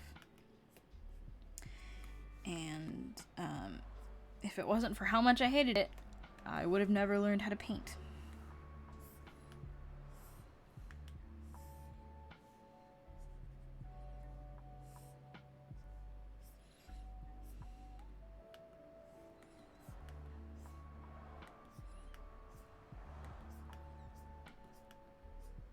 So honestly, I don't really have an answer for you because I don't really understand why that process kind of ruins it.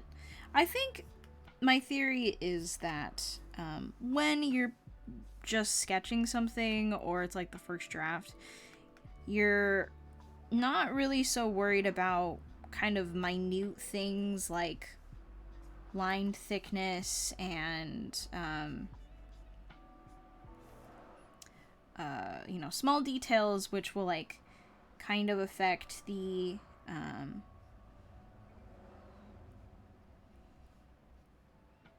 how you approach like drawing certain things. Once you actually start trying to clean it up, then you get super precise and specific, and you're like, purposely trying to be clean in a way that kind of prevents you from really having the same sort of freedom that you did when you were just sketching it. And it just kind of ends up destroying the original charm of the idea or the original charm of the drawing. And that's kind of my theory, but with nothing to back it up. So I don't know. But just know that I feel you, and that is precisely the reason why I stopped line arting. And even now, I don't really consider this line arting. This is my attempt to avoid it by just taking the same energy of sketching and trying to circumvent the process entirely.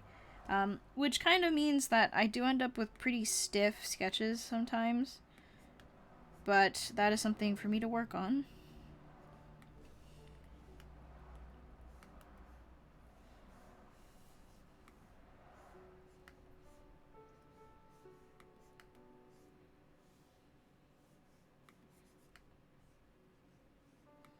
Bye, Asida.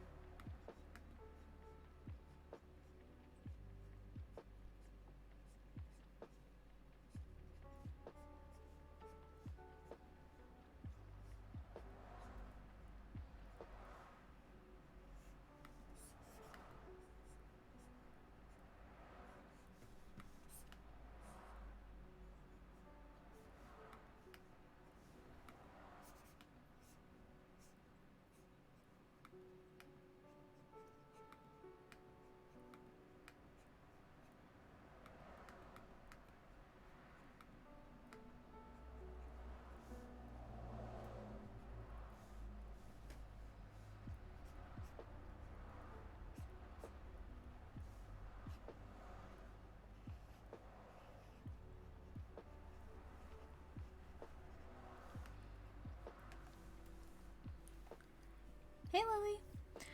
The theory about why sketches end up worse when you clean them up is the frenetic energy sketch pieces have is actually good for your brain. Your brain doesn't mind imperfections, sounds blanks. Cleaner pieces with fewer blemishes are scrutinized harder because less noise needs more clarity. Yeah, I'd say it's a pretty good kind of like attempt at explaining. I do think that the whole idea of your brain filling the blanks is very much part of it. Because, yeah, I think your brain fills it in a way that is, like, appealing to you, and maybe it helps, like, keep that vision in your head alive of what you'd like it to look like, and then as soon as you start cleaning it up and trying to make decisions, it kind of just ends up falling apart a little bit more. But, I don't know. I've never been someone who I felt like was like, if I think about something in the framework of line art, for some reason it always ends up looking terrible. Like, I've tried line arting things more recently, and, like, you see me drawing in line. It's not as if I can't, but for some reason the idea of drawing something and then line arting it is such, like, a mental barrier for me that it immediately just starts to look all sorts of weird. So, I try not to think about things in that way anymore, and I try to just approach it from, I'm trying to make careful decisions about the line work, but I'm still trying to maintain, the things that I focus on when I'm sketching, which is the energy and the movement and all that kind of stuff. But it doesn't always work out. How much does digital and traditional art overlap in terms of skill set? Pretty much most of it. I'd say, like, the act of drawing is not very different from medium to medium. The tools, however, do change, right? I think artists who learn to paint digitally, like I did, will struggle to go the opposite way, because painting traditionally has such a different physic to it.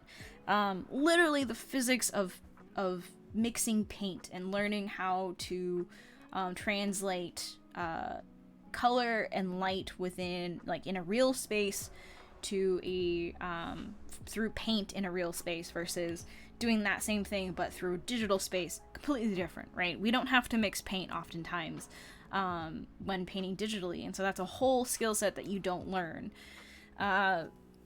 But painting, you're still dealing with the same stuff digitally as you are traditionally. If you're trying to render something, you're still looking at light and shadow, how that interacts with each other. Fundamentals all remain the same across pretty much all mediums, but the context by which you apply those fundamentals, that changes, I think.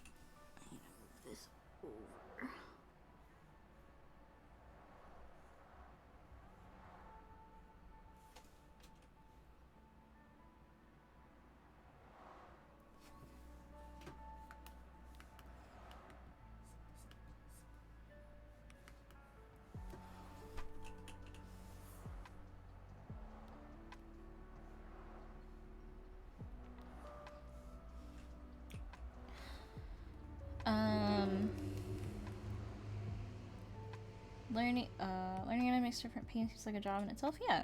Learning how to properly mix colors is it's a whole thing to get good at. It is certainly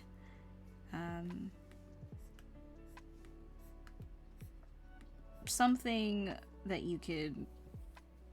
there are tiers of excellence within it. Have you ever run into motivation issues with learning and getting better on weaknesses? Absolutely yes. How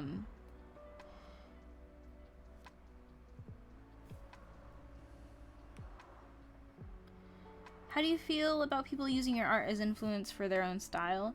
I think it's fine.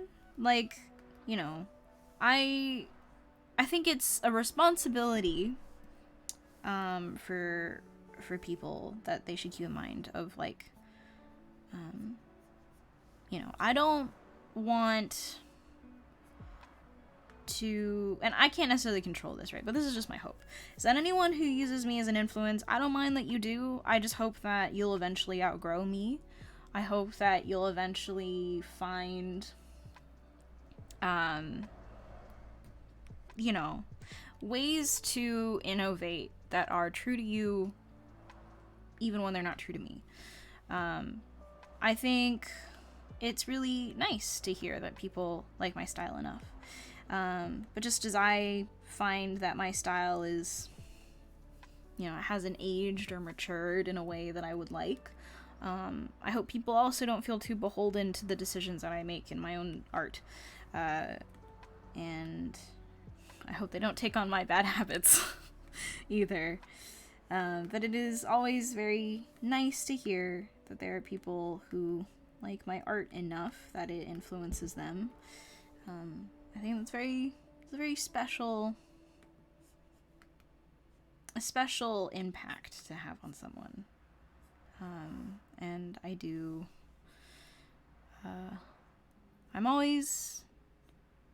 I feel very honored and always very lucky. But, as always,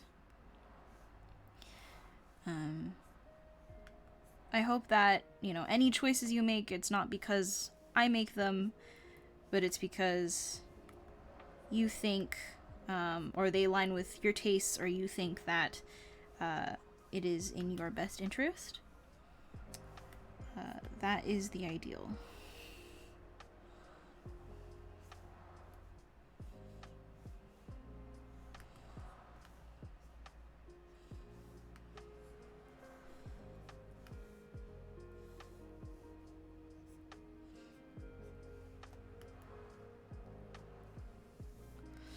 How do you connect the head to the neck? So, if you think about the head as a sort of like whistle shape,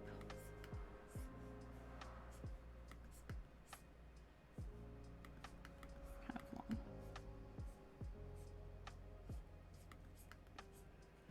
If I draw through,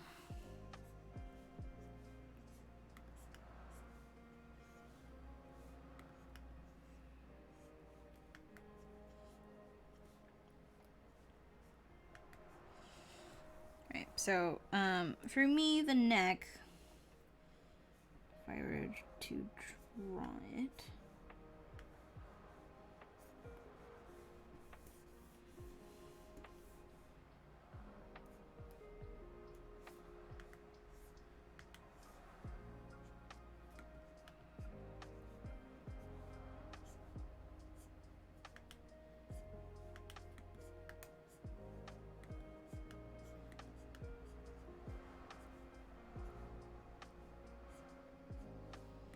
it sort of kind of encompasses like this area of inside the head, right? So, you know, it's important to recognize that when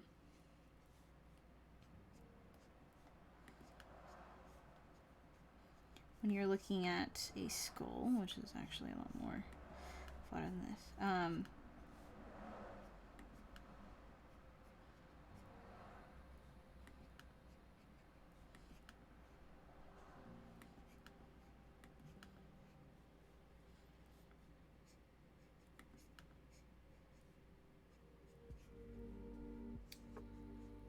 Zygomatic arch here.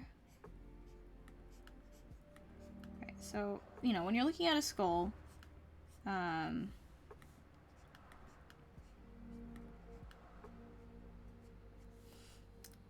it's important to recognize that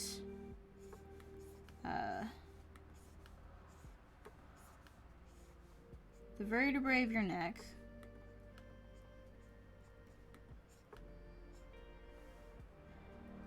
start at the base of the skull, right? So this is not including like muscles or anything like that.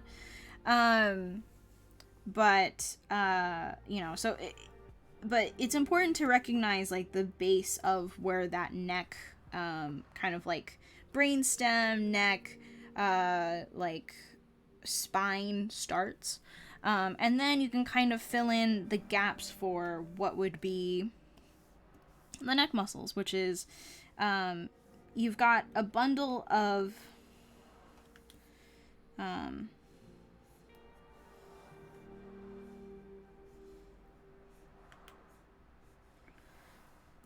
you've got a bundle of muscles in the center of your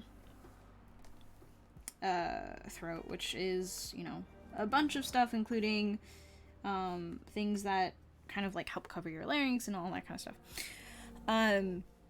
But, you know, major important muscles that you have to consider are the sternocleidomastoid, right? Which is the big muscles on the side of the neck. That's kind of the big one that you have to remember is like there. It helps with quite a few things, and it helps anchor, or it anchors itself onto the clavicle, which is your collarbone. And this is, I think, the most notable muscle amongst all of them. And I use this as sort of a landmark to place the neck, right? Because it helps me remember that, like, the neck starts behind the ear. I have to think about the fact that it wraps around from the base of the skull down to the front where my collarbones are. And so that kind of helps me when I'm drawing a head to think about how the neck has to have enough mass around it so that it can encompass both the spine and the throat, and wrap around from the back of the skull, back of the base of the skull to the front of the clavicle. And that starts behind the ear, and it has to also come down a little bit so that, you know, you have the shelf of your chin, but if you really look at your own face, there's not a ton of distance between where the chin kind of flattens out underneath, and then where your neck starts. And it'll take a bit of time to figure out like what is the right distance for you.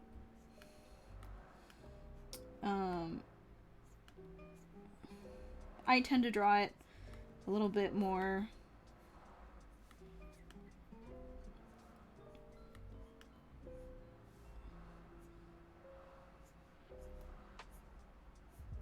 shallow than the rest, but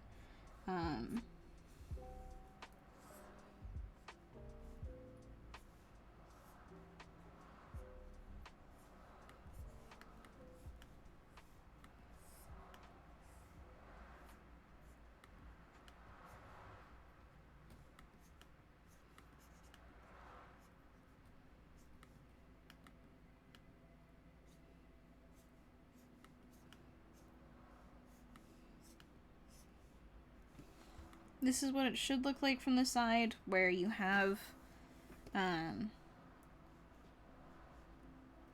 this maybe about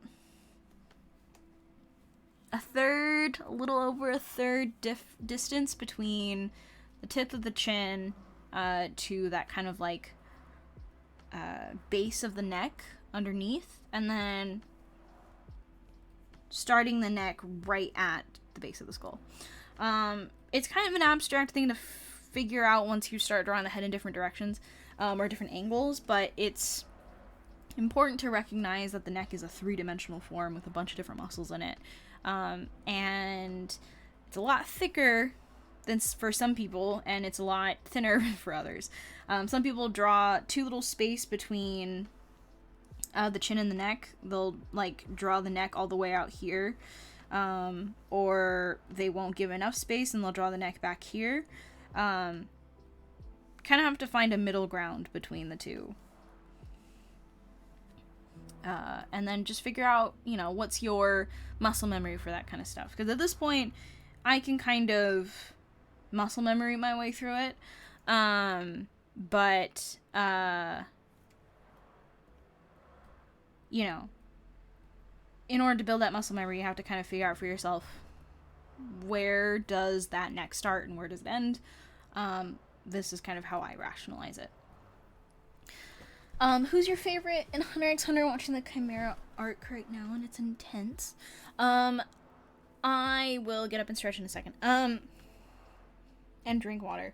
My favorite character is, Killua?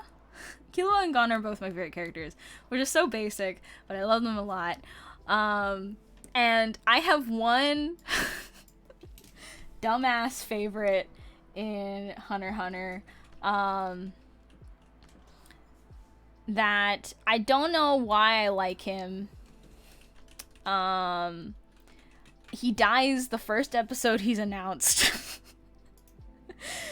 But every time I see him, I'm like, yeah. Let me see if I can find a picture of him. He's like one of the first victims in the Greed Island arc. But I can never remember his name because they don't really say his name. Jispa.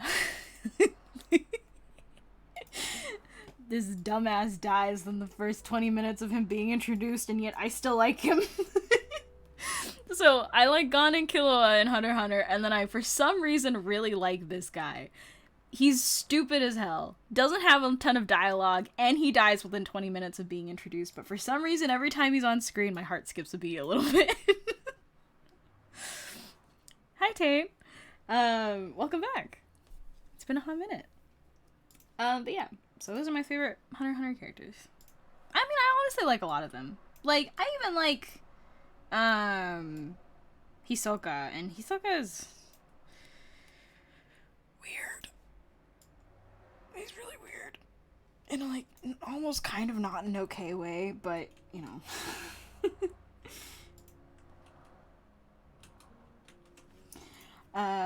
but yeah, I don't know. Hunter x Hunter is so great for having just like such a multitude of really interesting characters that look super different and have a bunch of different powers. And I like a lot of the side characters too. But Gon and Killua are my favorite for sure. Oops. Cool. Give me a second. I will be right back.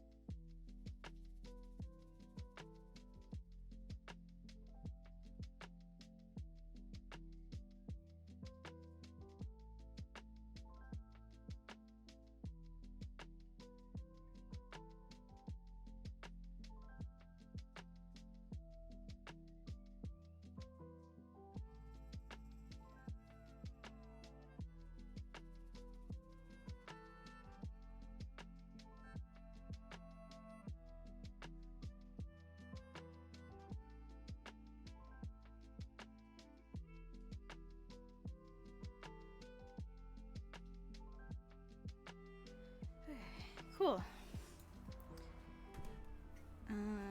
Let's finish up this leg. How do I draw hair? Or how do you draw hair? So when I think of hair, I think of pieces of paper or like tubes, I guess. It starts by thinking of hair like a piece of paper that twists.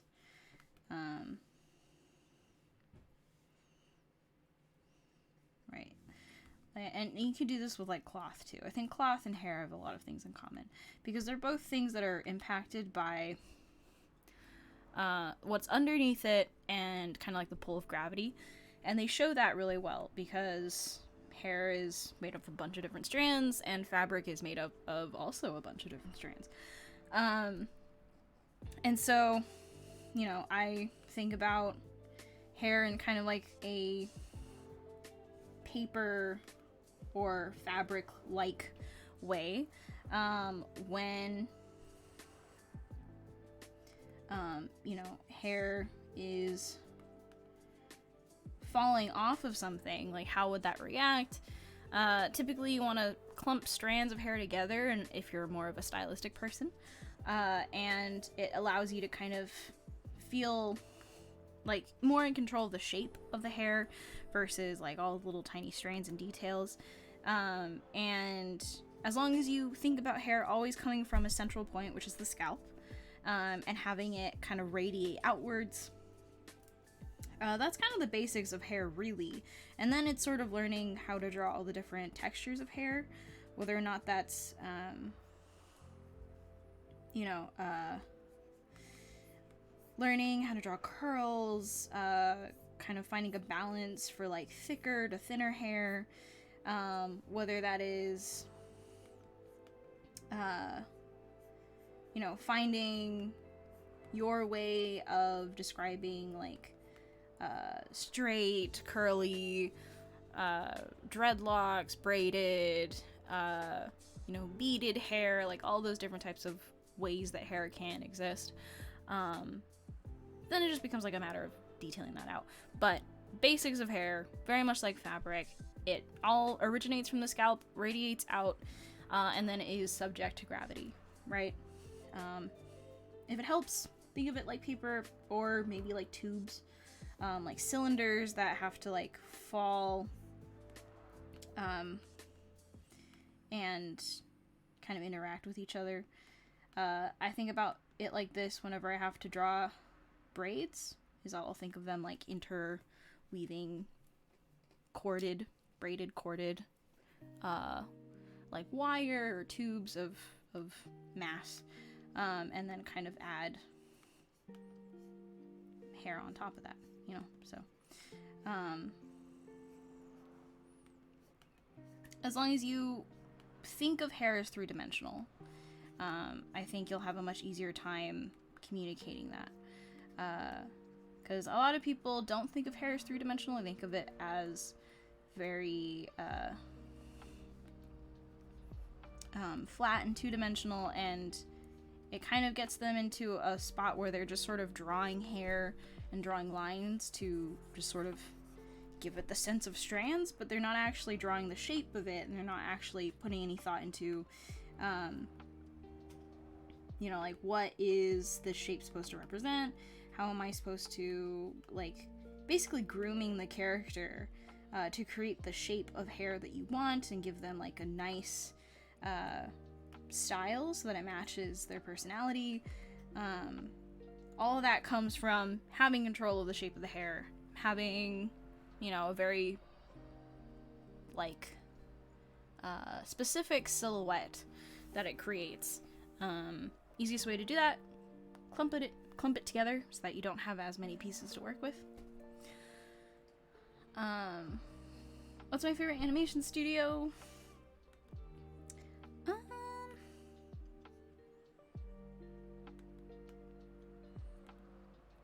don't really watch a ton of animated stuff anymore, I guess. Like, I'll watch the newest animation that comes out, but I don't really follow studios.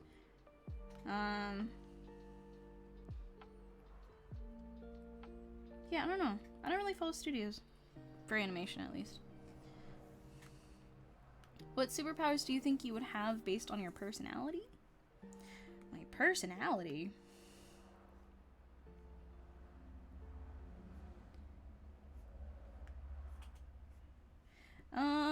Well, I guess like just like a fun fact about me. I've always been really good at finding things. Super cat lady. Like if my partner Gary, if he ever sees something on the internet and he doesn't know how to find it again, for some reason I've been really good at figuring out or finding links to things or like googling stuff, like or even there was one time when he was like doing something weird with his hands and he flung his ring off of his finger, and we couldn't find it while we were driving, so we stopped the car when we got to wherever we were going and we were looking for it, and I found it, and the only reasonable trajectory was he somehow flung it and it went through a hole in between the seats in the back seat and went straight into the trunk. But they were looking for that ring forever, and I was the one that found it. I guess just because, like, I don't know, I've always been pretty good at finding things once they like fall on the floor or whatever, so I think that might be my superpower, because I do really enjoy it. Like, there was a time when my partner and I, we were joking that we didn't know each other's addresses, and so he wasn't gonna let me buy him food and have it delivered, so I went, and I don't know street names, but I went and traced the path of the car drive we took to his house that we went once. So I took what I remembered of that car ride, planted key points of like along the road of like, I remember we passed a gas station here that was next to this shopping center, and then there was like, we passed this street name I remember, and I managed to narrow down his address after having only been there once and not knowing street names at all. So whatever superpower that is, I think that's probably mine. Hey Oracle, how are you?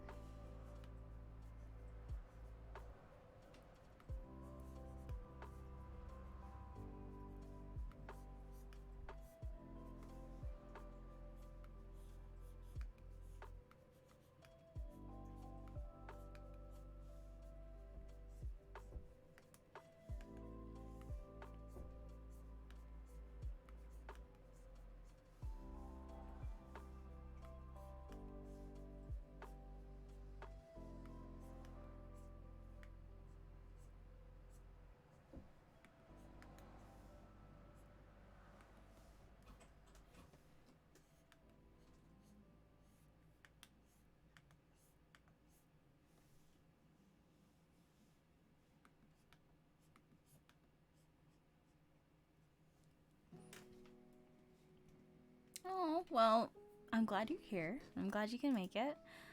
Let's see. What I'm definitely missing stuff on this commission.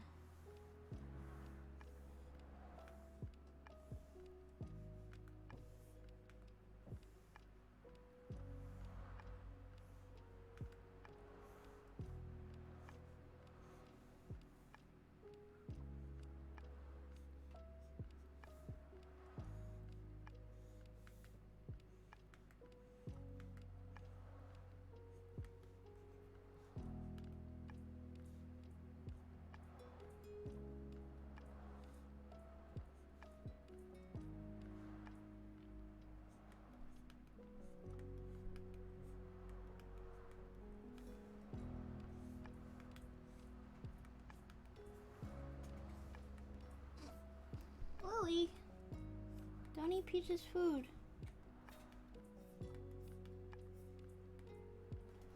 Lily, no! Stop! Think with your brain. Have a conscience. Don't eat Peach's food. No! This cat is not gonna listen.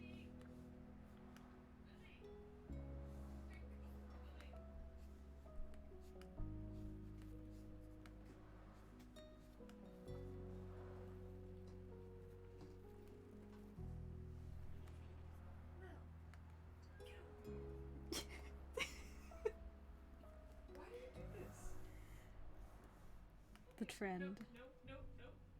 Lily. Lily.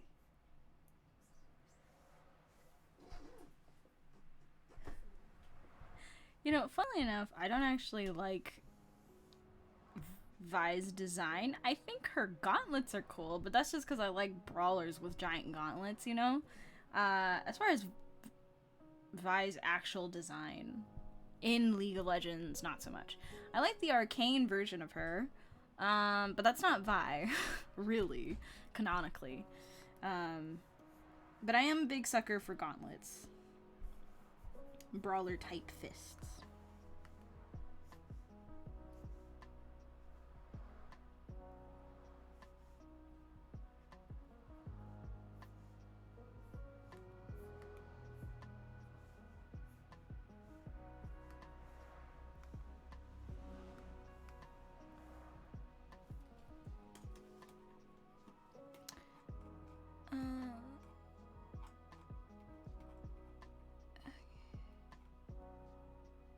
Make sure I've gotten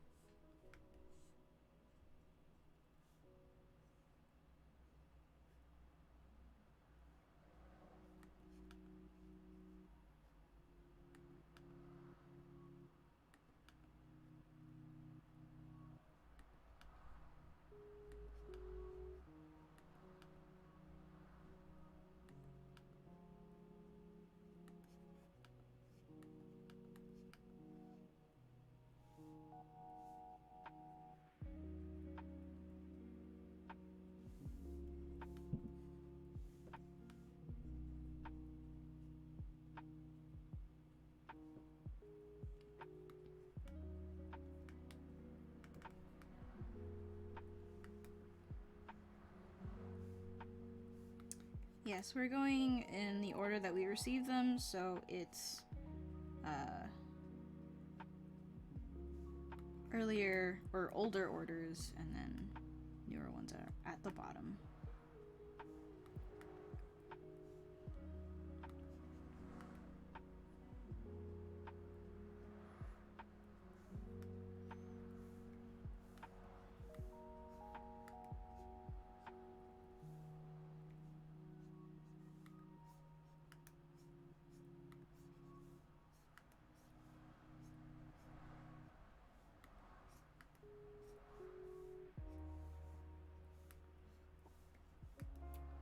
This is it. Let me just make sure that I got everything.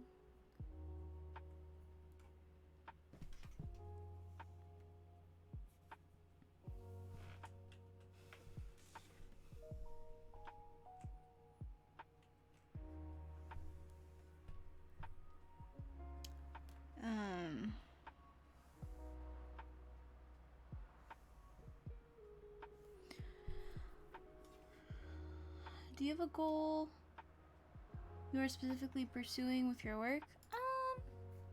Sort of. I have, like, things that I would like to accomplish, but, hard to describe. They're not really as solid as, like, real goals, but have things I'd like to achieve, for sure. Both personal and, like, professional. So there's, like, technical stuff where I'm like, I want to get better at this and this and then whatnot, but, there's also more abstract stuff.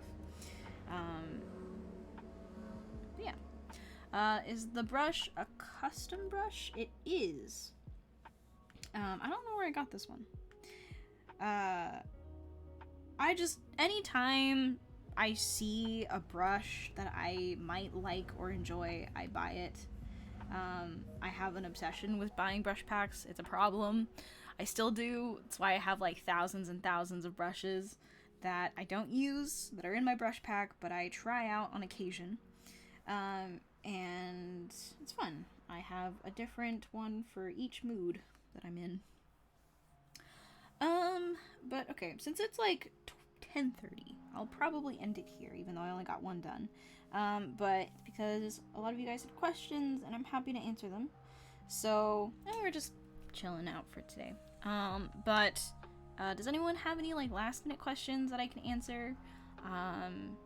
Because if not, then I'll probably call it here, since it is pretty late. But yeah, any things that you wanted answered that you didn't get to ask before, you can ask it now. Do you think it's important to have an understanding of simplified anatomy when doing gesture drawing? I think it's very important to have an understanding of anatomy regardless. But especially, you know, as soon as you start drawing characters, and especially with gesture drawing, I think, you know, basics of anatomy are definitely important. When do charity comms come back again? So once this is done and I've taken a break from doing charity commissions, we're going to sort of think about, you know, what worked last time, what didn't, how we can streamline it and make it easier. And if, you know, there is a suitable charity that we want to do, either for a current crisis or for the holiday season, we will figure that out. What are the prices? I'm not sure. I'm thinking of raising the prices this time moving forward because the amount that we got oops, sorry. It's probably because I haven't been drinking water. I will drink water. The likelihood is that the prices will change a little bit because we got quite a few commissions in the hundreds in the last one, and I would rather not take too long to deliver them. So I'll probably raise the prices a little bit for the charity. But we're gonna figure all that out, and I will let everyone know what that is when we do the next charity fundraiser thing. But yeah, imagine that they'll be probably between, like, all the sketches were $20, and I think the highest price was an $80 headshot, colored headshot. So most likely it'll be anywhere between, like, 75 for headshot? Okay. So it'll be under $100. I might do something, I might push the headshots over, but, maybe, like, anywhere of, like, the range of 30, 40 being the low end. 100 lower than that for high end. I don't know. But, we'll see.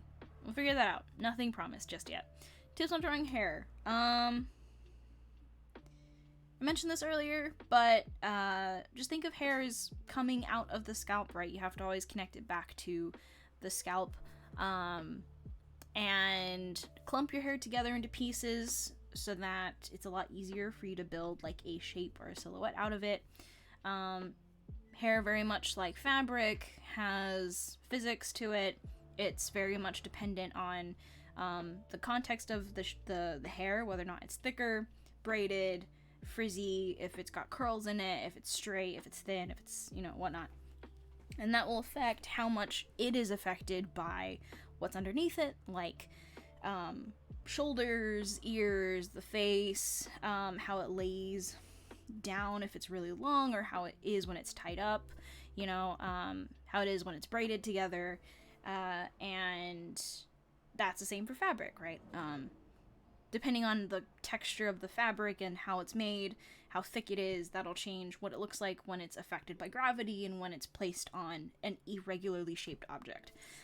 So important to think about it in that way. It's all coming from the top of the head, from the scalp. But otherwise, it's hanging down unless it's very specifically styled.